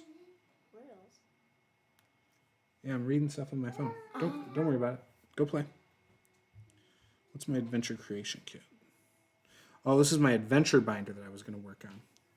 Who? NPCs, NPC creation tables, monsters, monster creation tables, factions, faction creation tables, name generator tables. What? So this is the what section, or what chapter. Treasure, artifacts, magic items, creation tables. When, traps, plot hooks, bounties, job boards, puzzles, creation tables. Where, locations, places, lairs, tavern names, name generator tables. Why, motives. Then I put tables, and more tables. Can you tell I like the idea of having a lot of tables? Oh, here it is. Juce's homebrew system. All right. So let's read this one. This would be another system idea that I had. Game is less about lots of hit points and more about higher armor classes. Next hit could almost always be the last. It's getting hit, which is difficult. Armor rating / reduction. Armor bypass. Offense to negate some armor. Might get some from specialties. Proficiency die, sort of like a wild die that you add to your roll. Give more combat options than just hit and miss. Tricks, taunts, field control options. Combos like shield walls. Examples of options, multi-attack. Move action, 2 full actions, attack, cast, spell, Draw a weapon, defense, free action, 1 reaction. Again, this is like free thought ideas here. Considering left hand and right hand action or two-handed action. Large weapons are single attacks per round. Medium are 2 acts per round, with small being 3 attacks per round. Magic is limited at low levels. As you level up, you can get stronger spells. Spell slots aren't by spell level, just spells per day. All spells scale by level of character. So again, there's no differentiating how powerful you cast some of your spells. It would have been just... Cameron says, tables are awesome. AD&D has some really good ones. Also, Ultimate Equipment and Game Mastery Guide from Pathfinder. Yeah. Game Mastery Guide and the Ultimate Equipment from Pathfinder are still great books. I love the different materials for equipment, too, in Pathfinder's book. So yeah, just spells per day. All spells scale by level of character. So for example, rather than saying, I cast Magic Missile at 1st level or 2nd level, you just cast Magic Missile. If you're a 5th level caster, you're casting it at 5th level. Like, that was the way... In fact, this is kind of what I was saying earlier, is how I would simplify it. So you don't choose a level to cast it at. Now, you're not going to get Meteor Strike at 1st level. You would get that at level 20. Or Power Word Kill, for example, at 20. You wouldn't get that any sooner. But at level 20, you can cast Magic Missile or Power Word Kill. They're always cast at their most powerful level. That was the idea. And then you just have so many spells total per day you could cast. That was where I was going with if I did Avancian style magic, rather than, oh, you have this many of this slot, this many of this. Again, just about simplifying. Very critical of spells and what school they are in. Also make sure there are various versions based on the elements. Fireball being just fire kind of sucks. It'd be cool if you could do like an ice ball, or we'd call it some kind of lightning, or, you know, if you could reflavor it. Or have another spell like it, but with different elements. More defense spells like a shield barrier. Specialization / talents every 3rd level. Sort of like feats, but they're what makes your character really unique, sort of like focuses. Yeah, that's kind of where I'm going with my other system too. Backgrounds are within classes, not their own thing. I don't like that actually now, but at the time, this sounded cool. Character size and weapon size. Medium characters can wield 1 size larger, but must use 2 hands unless specifically states otherwise. So for example, a human at medium size could wield a longsword for a large character, but it's a 2-handed weapon for them, right? Examples: tiny, small, medium, large, huge, gargantuan. Example is standard greatsword is considered large. Standard dagger is considered small. So a tiny creature could wield a small dagger. A medium creature could wield a large greatsword, right? Standard weapons: unarmed, 1d4. Dagger is 1d4 plus 1. Short sword is small.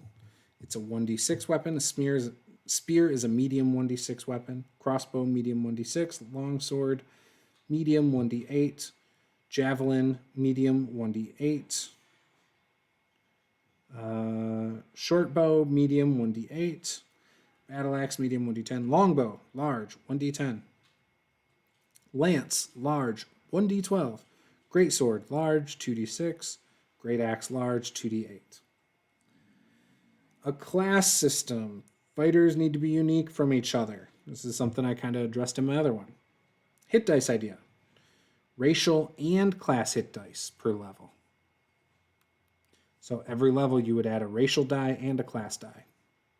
So something like a half-orc might have a racial die of 8 and might have a class die of 8 if he's like a fighter, right? Could end up with a total of 16, 2 to 16 range. Whereas something like a pixie might be a D4, I don't know, halfling, D4 racial die. Class die might be an 8 if he's a fighter, you know? And then you just do both every time you level. I don't know, it just sounds... I feel like the race would actually matter more towards your hit points than your class. Just me, though. Just my opinion. I go into the likes and dislikes of different systems like Palladium, Savage Worlds, 5e. So I'll just talk about the likes. So Palladium, I love the active defense, parry and dodge. I like the power levels. Percentile dice are used. I like the number of possibilities, number of choices. I do like the depth of character creation in Heroes Unlimited, specifically Heroes Unlimited. Dislikes, didn't like the most attributes. If you don't have a good one, are basically pointless. Under 16 is just, might as well have a big giant 0. It doesn't matter. Disliked the number of attacks. Also, I liked, but I disliked MDC, SDC, and hit points. Savage Rifts. I liked the extra effort and Benny's concept. Disliked the armor piercing / toughness, the awkward math, soaking attempts with Benny's, and too many Bennies. Those are just some of the things I put there. What's this GM-aid codex? Oh, so something I was working on. That if this sounds interesting to you, let me know. But I was thinking about putting together all of my sample sheets I've made before, refreshing them, adding some stuff to them. A campaign sheet that has like all of your player characters information, like if it's for D&D, you'd have their hit points, their armor class, their attributes, their bonds, flaws, ideals, their abilities, things like that, what level they are. I call it a campaign sheet. Then you would have like a session encounter sheet, which would be has a section for like where the players left off last session, where they start, first encounter, second encounter, third encounter, yada, yada, yada, additional notes. And then at the very bottom of the sheet it says something like, where do the players plan on going next? That's assuming they finish that stuff from that, that adventure. So it's allowing you to plan the next session also at the end. Additional encounter sheets, NPC sheets. So maybe like some quick little information for NPCs, and it's just, a bunch of stuff there. Faction sheets, settlement sheets, magic item sheets, adventure sheets. So just so you guys know, some of these things are currently up on my website. If you go to rpgjuice.com, go to the downloads. I have very old versions of some of those there that you can download. But I'm planning on putting something together with all of that and throwing it up over on like Drive-Thru RPG or something. RPG ideas. Nope, that's not what I thought it was. I think that's about it. Yeah.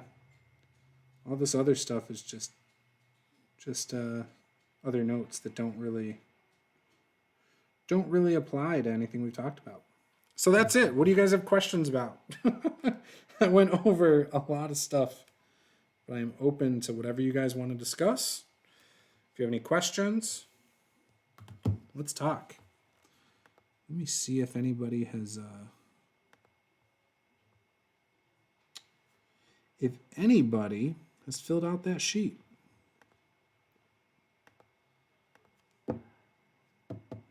Nope. Nobody has filled out the game availability sheet yet. So, if you want to do that, go over to our Discord and get in on this. Get in on some games, play some games, run some games. I might be open to trying Fantasy Age or Dragon Age in the next week or so. We'll see how the rest of this week goes. Yesterday and today, even a little bit Monday, I've been stir crazy already. So, what do I think about mental health in games? What do you mean?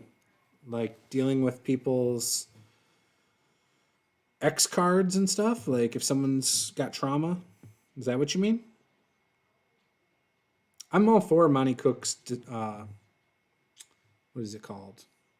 Not dissent. Consent. Consent in gaming. I'm all for that. If I have a player who's been abused as a child and, having something like that in the game is not comfortable for them, then I'll avoid it. I try to cater my games around what my players do and do not want. Meanwhile, I like to add things that I do like into games. But I will never put something in there that I want that I know my players won't like or make them uncomfortable. I don't want my players to be uncomfortable. I want it to be a good time for everybody. Measuring it like sanity points. Oh, okay. It doesn't matter to me. I don't add things like that. I think that's like a Call of Cthulhu mechanic. I know D&D in the Dungeon Master Guide has options for stuff like that. I've toyed with it when players hit 0 hit points and are at death saves in 5e. I use the permanent injury table. I think it's something that I don't want to alter my player characters. If a player wants their character to start to go crazy, start to go insane, wants to toy with that idea, if they want to do that, I will let them. I am not one for taking away their agency when it comes to this stuff. But yeah, and again, I'm not into Call of Cthulhu or tracking sanity. I don't. That's not my thing. So I wouldn't have a mechanic for that in any of my systems, probably. I don't know. What do you think? I'm open to more questions.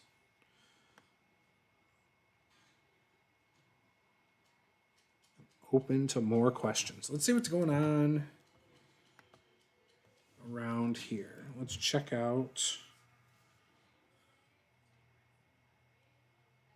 Ooh, my stream is really delayed. I am really thirsty. Anything going on the Discord?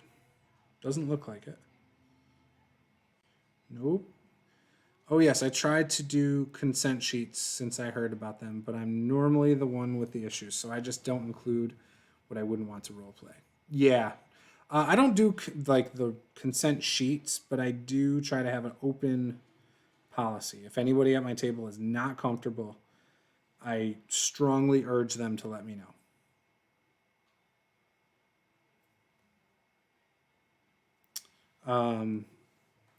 I'm open to whatever though. Like, I just don't think I would ever have a mechanic for something like that because again, it just changes the character.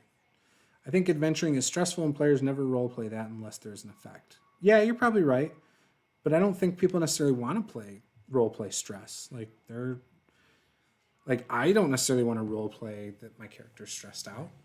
I want my character to be heroic. That's me. I'm big into the heroics of role-playing games. Not that I want to be like a lawful good character. I play some non-lawful good characters all the time. Murder hobo is very common in my games as a player. I don't know what's going on here.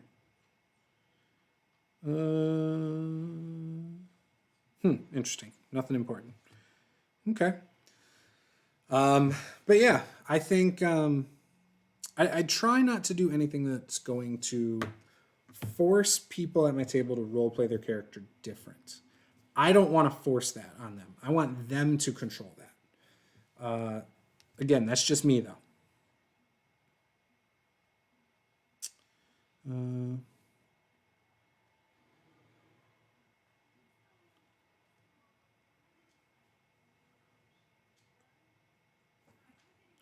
Sorry, I have a guy I know who has the same job as me talking about how since we're not able to work, he might be able to apply for unemployment.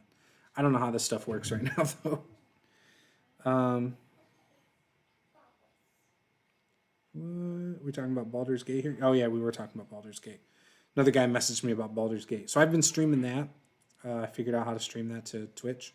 I will be taking my Baldur's Gate playthrough and putting it onto YouTube. So if you're interested in that, it will be coming to YouTube. I've done it twice. Might do it a third time tonight.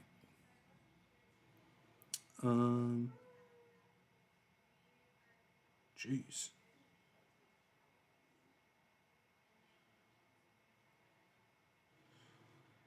All right. So, anyways. But yes, I agree. Adventuring can be stressful. It seems like it would be very stressful. It's life or death constantly.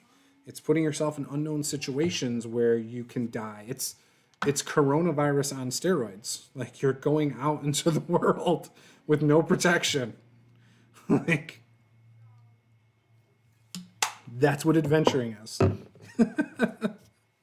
By the way, did you guys see Todd Kenrick's Twitter post? I shared it around. It was about like you miss 100% of the magic missiles you don't cast. Oh, I'd love it. I want that to be on a shirt. I might ask him if I can put that on a shirt. Put it up online, see if people want to buy it. It was just such a good quote. Such a good quote. I'd give him credit though. It would have, in quotes, and then it would have that dash and his name afterwards. So I would not steal that. But we need that shirt with some magic missiles on it. In fact, I'm going to ask him right this second if I can make that shirt with his permission. I'd wear it. Watch, someone already started making it, I bet. See if it'll let me message him. It probably won't.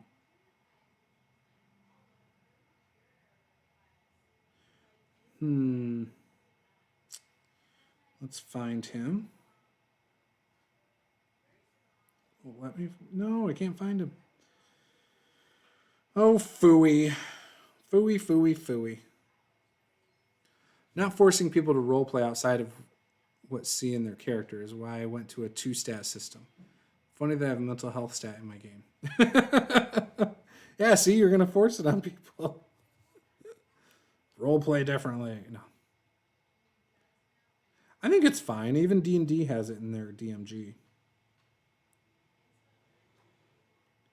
Where is it? It should be in here somewhere.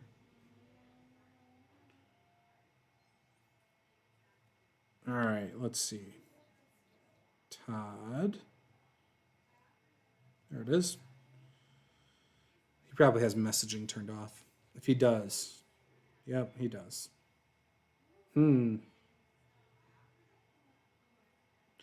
Gelatinous cubes are just high-risk display cases. The Elder Brain is my co-pilot. I'm just going to tweet at him. We'll see what he says.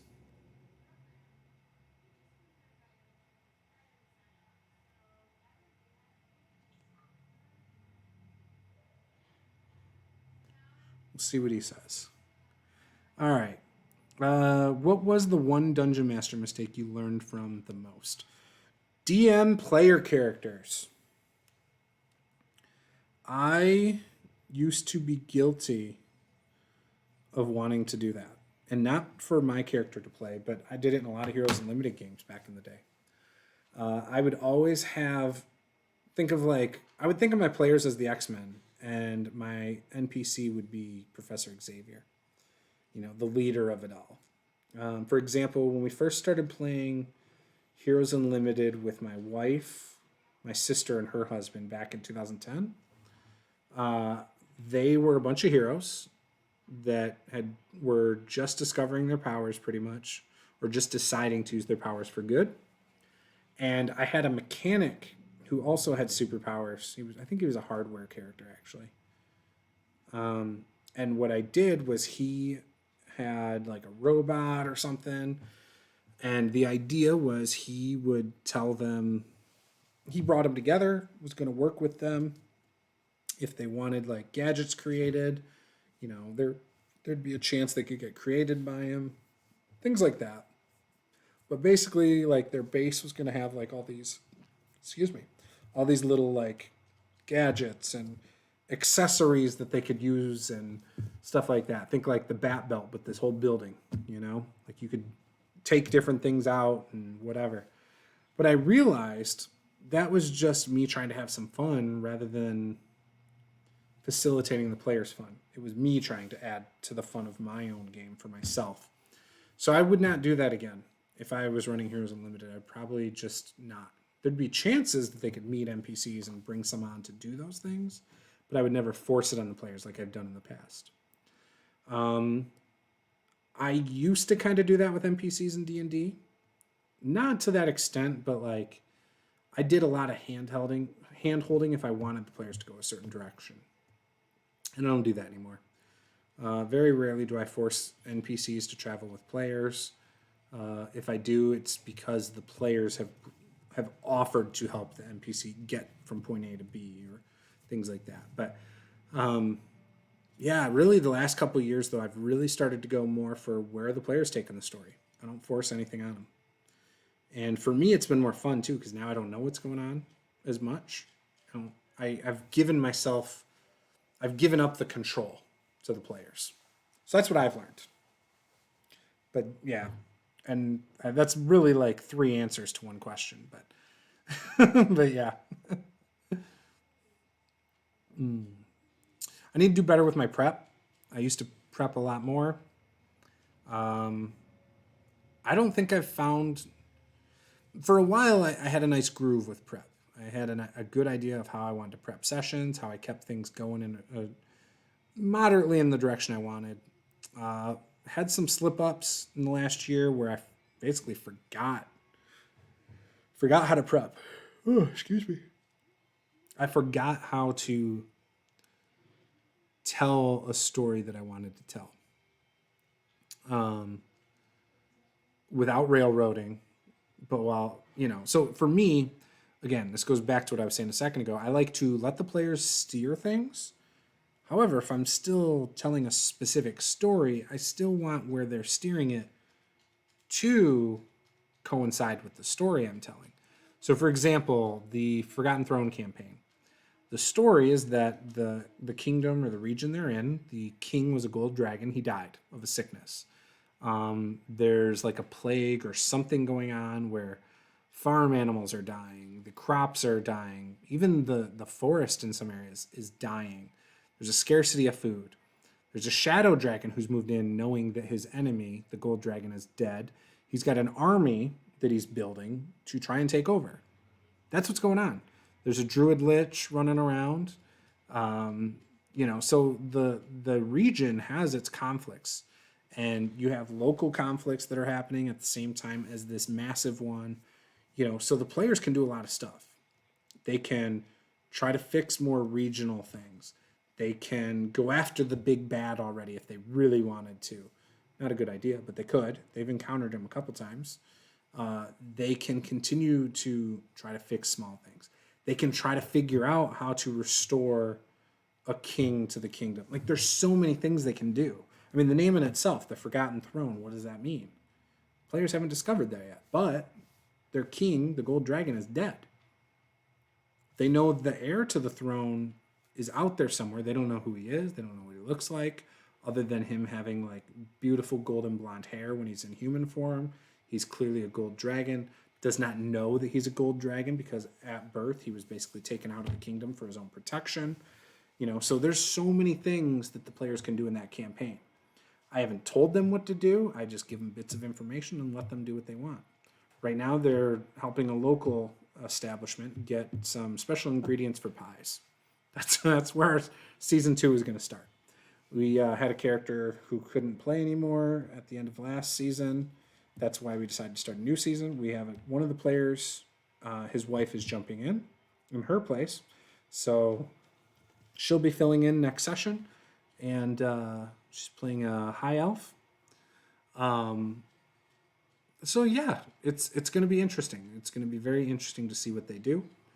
I just go with the flow. It's more fun for me. Another example. So my Blackrock Adventures game is I just fleshed out the region, kind of what was going on financially, having a lot of problems. There's tons of caves if they want to try and go into those.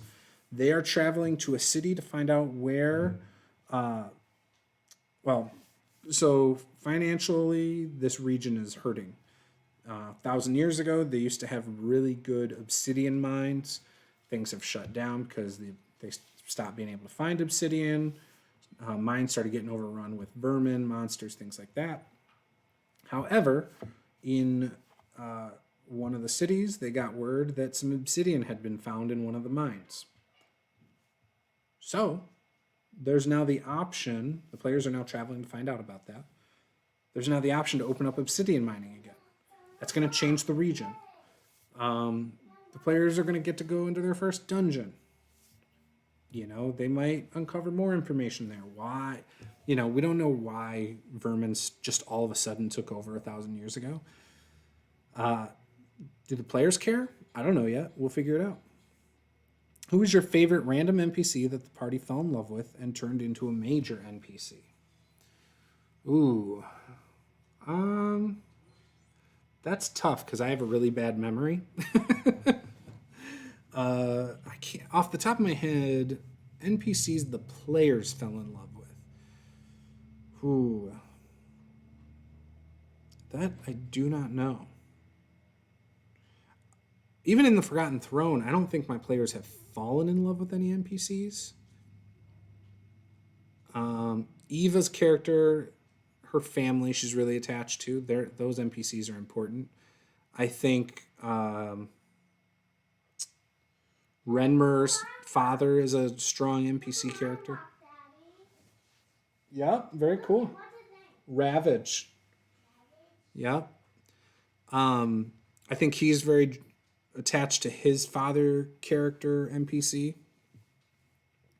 Of the player characters, I think Meek, everyone loved her character because she was just so quirky and fun and reminded us of Baby Yoda.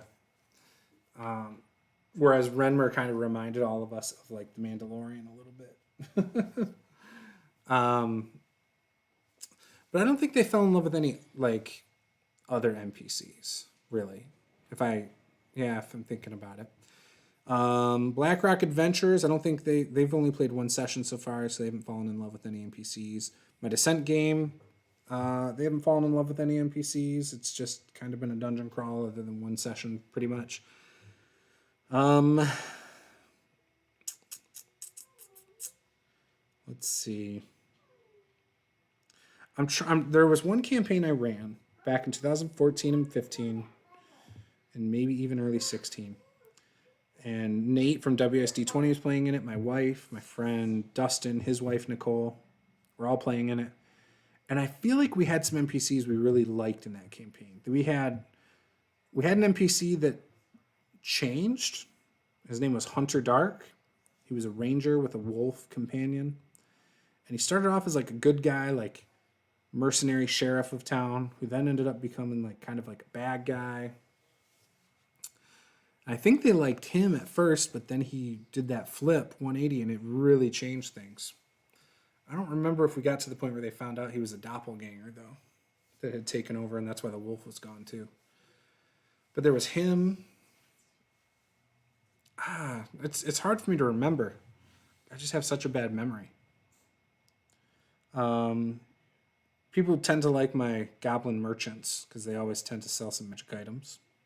Oh, my dwarves, the Fellowship of Rock. People always seem to like them too in the past. It doesn't get as many laughs as it used to. People used to really love it, but not as much anymore. But yeah, the Fellowship of Rock is a bunch of dwarven bards that you would never know are bards if you just encountered them. Because they're wearing full armor, shield, hammer, axes, things like that. And they're like the musical group Stomp or Groove.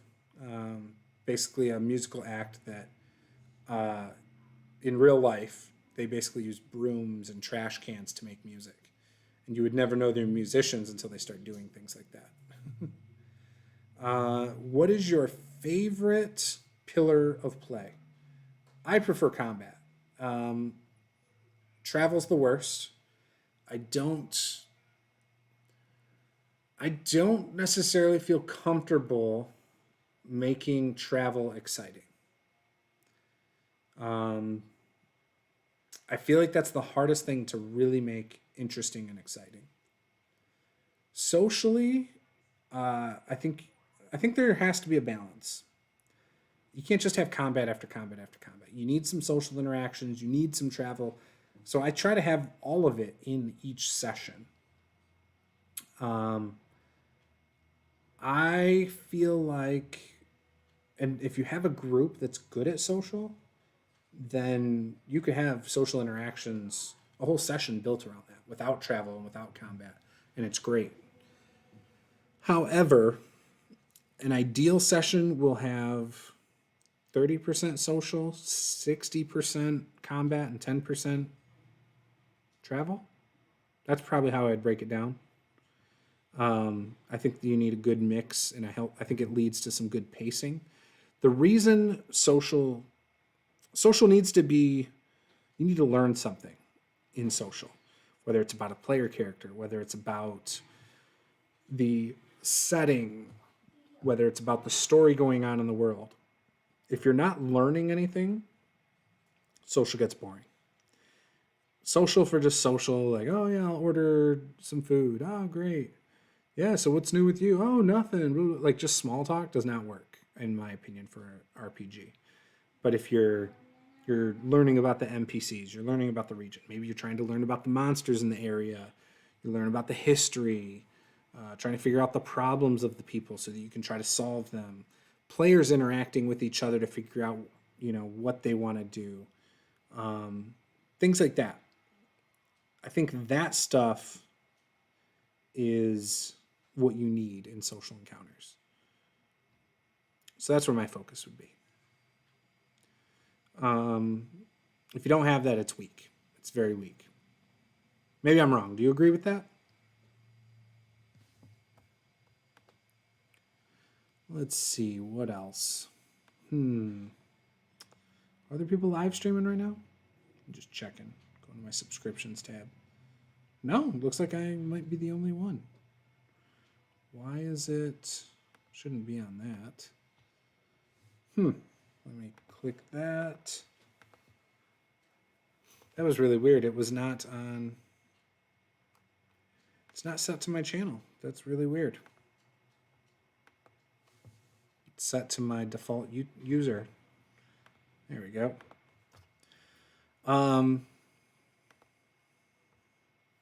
Yeah, there's some people streaming actually. Interesting. But yeah, combat for me is the easiest one to get into. I like to start my sessions with combat sometimes. I like to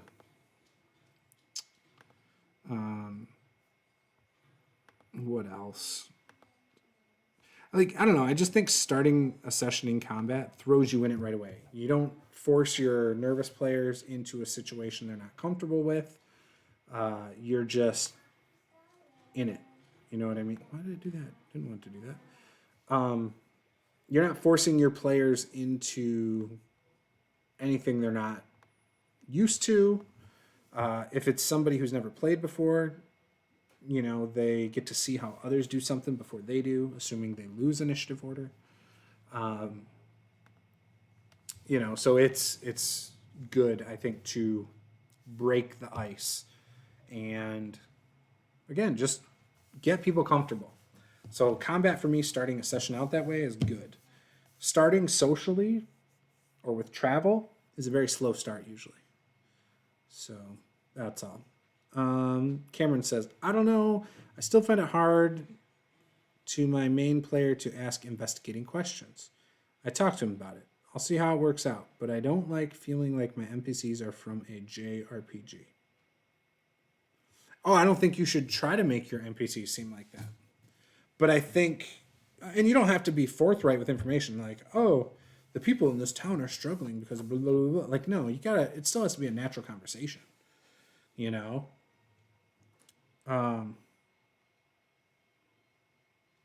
player. Do you mean as a player or as a DM, Cameron?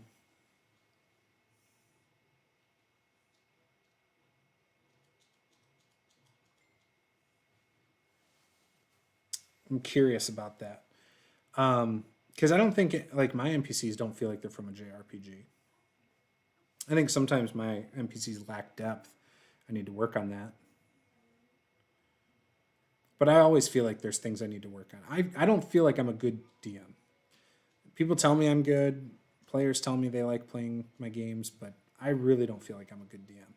Sometimes, like I know I run sessions that feel flat. I feel unprepared for things. And sometimes that comes across to my players, I think. There are other times where I'm on top of it, and I think my players are surprised by that, and they're like, wow, that felt really good, you know? And like I can usually tell within, I don't know, halfway through the session if my players are having a good time, I think. I've had a few sessions the last couple months, not last couple months, but like the Forgotten Throne game, right? So we're about 15 sessions in, I think, 14 sessions, something like that. There's probably 3 or 4 sessions that I'm not the most proud of, that I don't think I did a good job. Whether it's because I didn't like facilitate my players all getting their opportunities to shine, or I wasn't prepared for certain things. And I think that shows. Or there's one where it sucks because I had a lot planned and prepped and I was excited about it. I totally screwed it up. I put the Shadow Dragon too close to the players, basically. And they did what they should have done. They ran. And that was not my intent. Like, I knew what the players were doing. I knew where they were going. And I screwed it up. So everything I had planned for the session was out the window because they came up on this area and then they found out the Shadow Dragon was there. Well, he wasn't supposed to be there. I screwed up. He was supposed to come later, which was then supposed to make them run. So they didn't get to do any of the cool shit that I had planned and get the cool shit that I had planned because I screwed up. And I think they would have really enjoyed it otherwise. And because of how that was handled, unfortunately, one player did most of that game by themselves. So again, I screwed up, didn't allow other players to get involved, was not happy about it. When my NPCs get treated like video game NPCs, it's frustrating. So how does that happen? I don't understand. Do your players just go around asking like the same question like right off the bat? Or are they not really role playing? Is that what's happening? They're like expecting the hook. I'm gonna go fill this with water while you type that up. I hate missing triggers too. Yes, I agree with you. By the way, I can still talk. I'm just filling this up with water. I don't know how. I struggle sometimes with how a character would react to some of the players, some of their questions. I struggle with that. So I think there's definitely some aspects. You kind of got to suspend disbelief a lot, is what it comes down to. But, sorry, yeah, my throat was really dry. I've been talking a lot.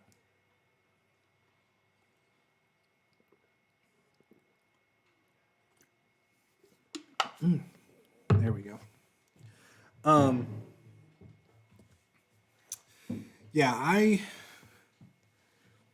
then there's times, I hate when someone says, oh, you should die when you do something stupid, because I think that's all subjective. Like, I sometimes think I have really good ideas, and I've had my characters die, or something happen a certain way because someone said, well, that was a stupid question, or that was stupid. And I'm like, no, it wasn't. I don't think it was stupid. Even thinking back on it, like, certain stuff wasn't stupid, right? So you don't know for sure if that's how something would have played out, you know? That's speculation. So I think sometimes siding with the players is important as well. How's my phone doing here? Ooh, it's up to 68% battery. It's doing well.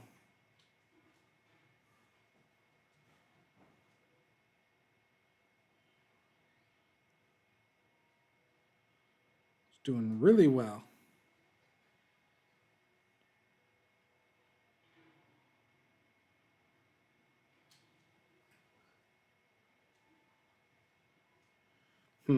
Okay.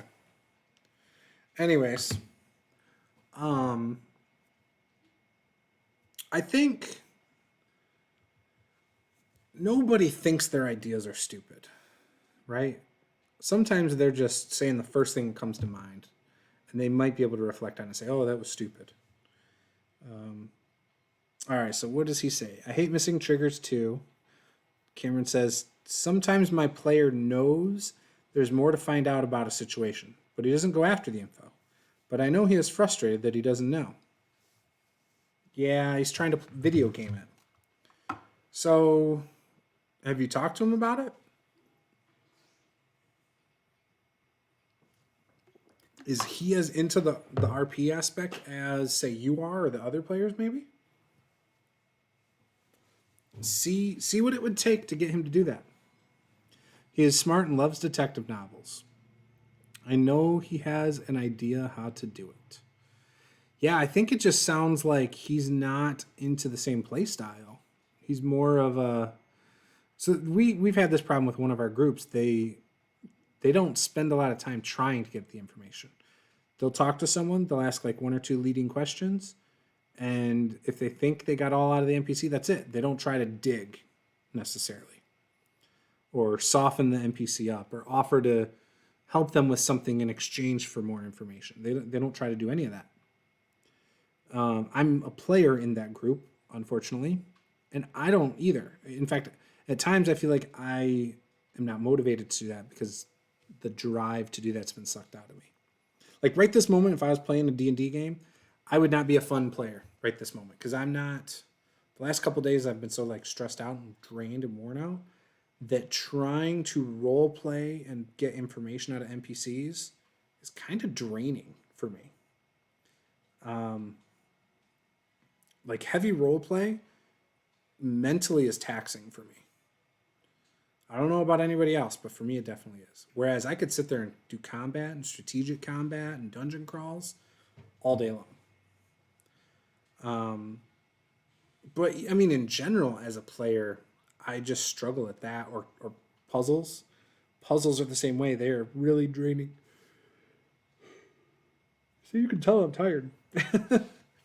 I'm not the best player. I'm a better DM than I am player, I think, personally.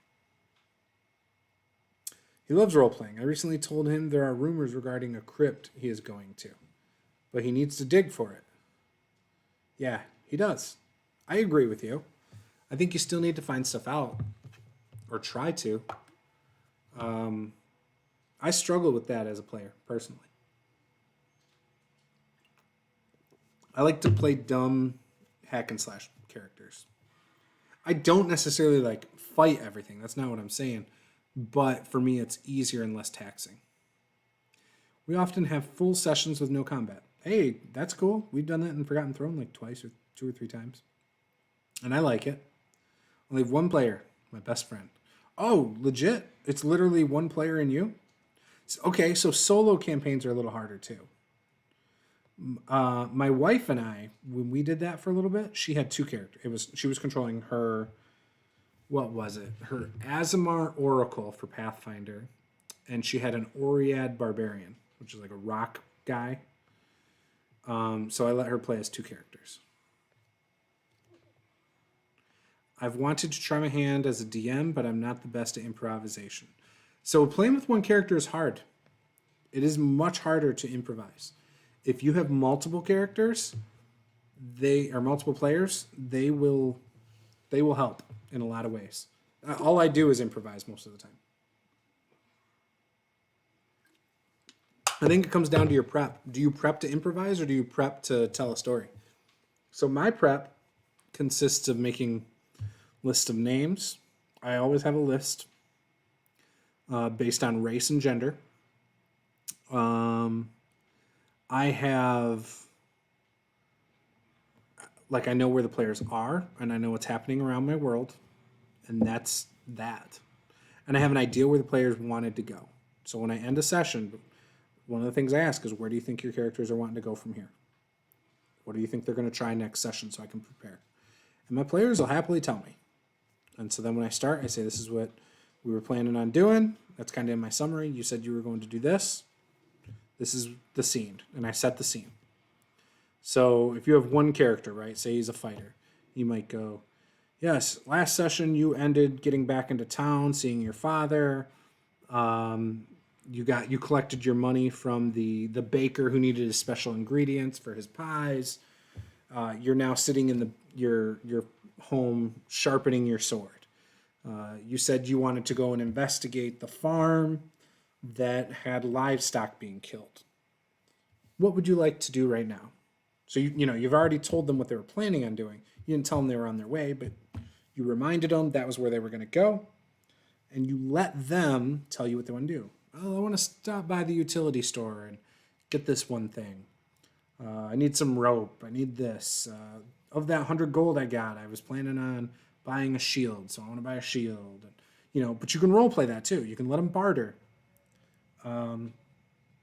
When I'm improvising, I'm trying to think what would logically happen. What would make sense to me if they're trying to look into something, if they're shopping, if they're, getting some food at the tavern. Maybe they see and I always have a rule of, not always, I try to have a rule of 3. I try to give 3 hooks in every session. I'm not always successful. In fact, most of the time I'm not. They're not going to get 3 hooks from travel usually. But if they're in a town, there's a chance to get 3 hooks. They might get one at the tavern. They might get one at a store. They might get one from a family member. But there's 3 hooks somewhere for different things. Maybe they're different. Maybe they're the same, but they get 3 different hooks.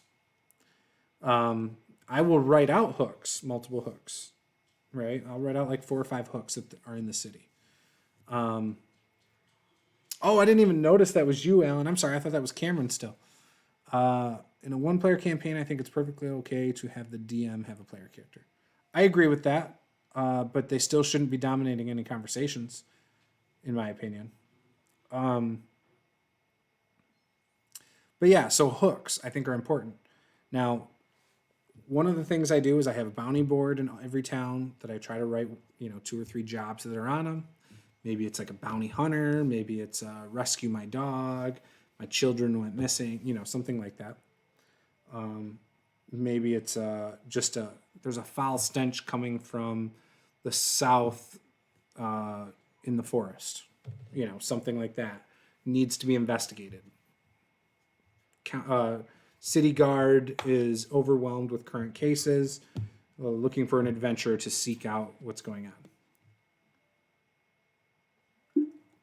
So if you have all this stuff out there, even if it's on the bounty board, doesn't mean an NPC can't give you this.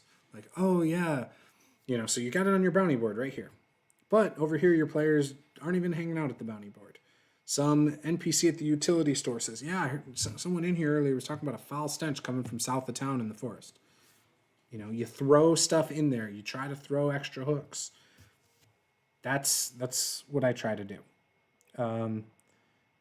So you can prep to improvise or you can prep to tell your story. I think the prep to improvise means you have a lot of stuff. And you don't have to flesh any of it out.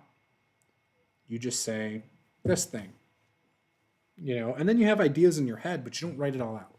In fact, the more detailed the notes are that you write out, the more rigid you are, the less improvising you're going to do. So bullet point notes are good for that. That's my opinion on trying to be better at improvising. I don't know. What do you think? Does that help? Does that kind of answer? Does that make sense? And if you're interested, one of the things I would also mention is go and check out the Lazy Dungeon Master. I don't have the new version of it. I have the old one. It kind of goes in line with that. It's the rule of 3. And John 4 from Role Playing Tips had the same kind of thing at one point where it was 3 places, 3 NPCs for each place, and each NPC has 3 things, like whether it's information. It could be any combination of information, quirks, traits. You could have 3 hooks. You could have 1 hook and 2 traits, but you do 3 things, and you do that for every location. Boom, boom, boom. We go back and forth on him running multiple characters and me running teammate NPCs until combat rolls around. Right now we are trying both at the same time. Yeah, I would actually just let the player control more than one character, personally. And then encourage him to role play them differently and let him role play them with your NPCs. So he might have a stern leader type, and he might have a scholarly sit back, be quiet type that, some and with one player, sometimes allowing him, because again, it's hard as a person to think of two characters at the same time. Allow him to do some roles for things and then help him role play that out. So like his leader character might be asking questions, right? You might say, have your wizard roll insight check. So maybe he's not questioning the one NPC, but maybe the wizard is. So it'd be like, yeah, roll an insight check. Yeah, you're pretty smart and you've seen people talk about stuff like this before, and you know this guy's not telling the truth. You can throw him a bone, and then now the wizard's role playing. So you can control that a little as a DM. But yeah, the book I would recommend is The Lazy Dungeon Master. It talks about using note cards. So you would have a place. On that place, you would put in like 3 things going on there, 3 NPCs, whatever.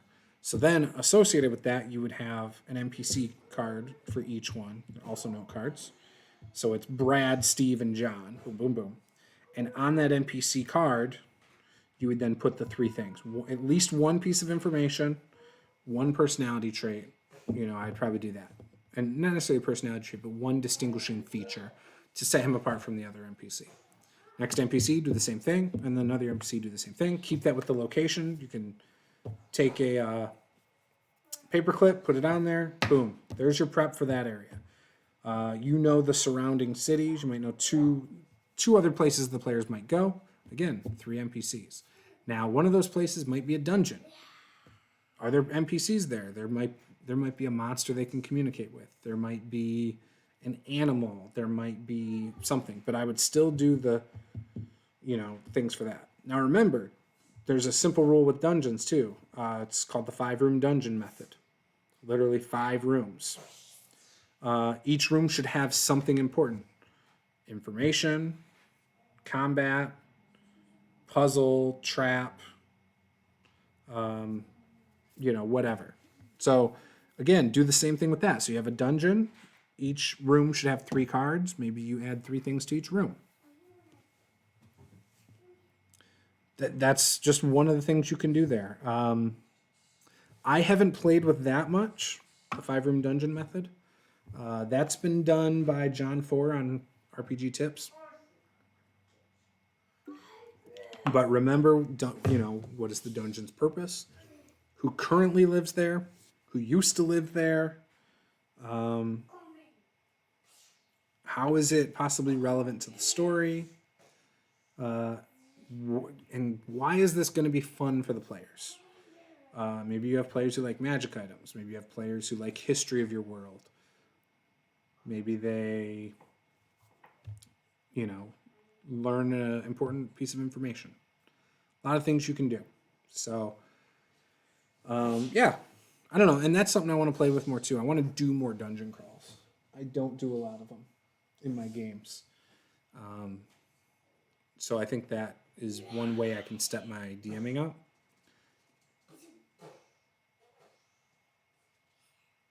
But yeah, I definitely want to do some more dungeon crawls. So, anyways, I'm going to wrap things up there. If this sounds interesting to you, let me know. Maybe I'll do a video on dungeon crawls and how I want to elaborate on that. Maybe I'll talk a little bit about the rule of 3 method on a video. 5-room dungeon method. Maybe I'll do a video on that stuff. So, let me know if that sounds interesting to you guys, though. But yeah, I'm getting off here. It's almost 4, so my son's going to be up. And yeah. Gosh, it's almost dinner time. That's crazy. This is a long time. I'm glad you guys stuck with me. I hope you had fun. Do you want me to do more of these?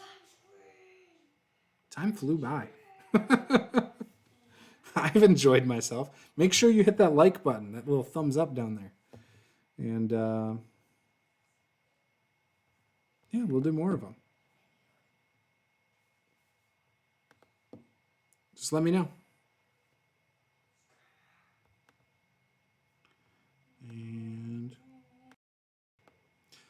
So yeah, game on, guys. Thanks again for watching. I really enjoyed it, and again, I'm excited to do this again.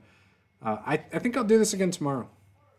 I definitely will. Tonight we might be mini painting. I don't know. Don't know what tonight holds. Like I said, it's been pretty tiring the last couple days. So, 3 kids running around. They've actually done a really good job while I've been streaming. So maybe I can do it tomorrow.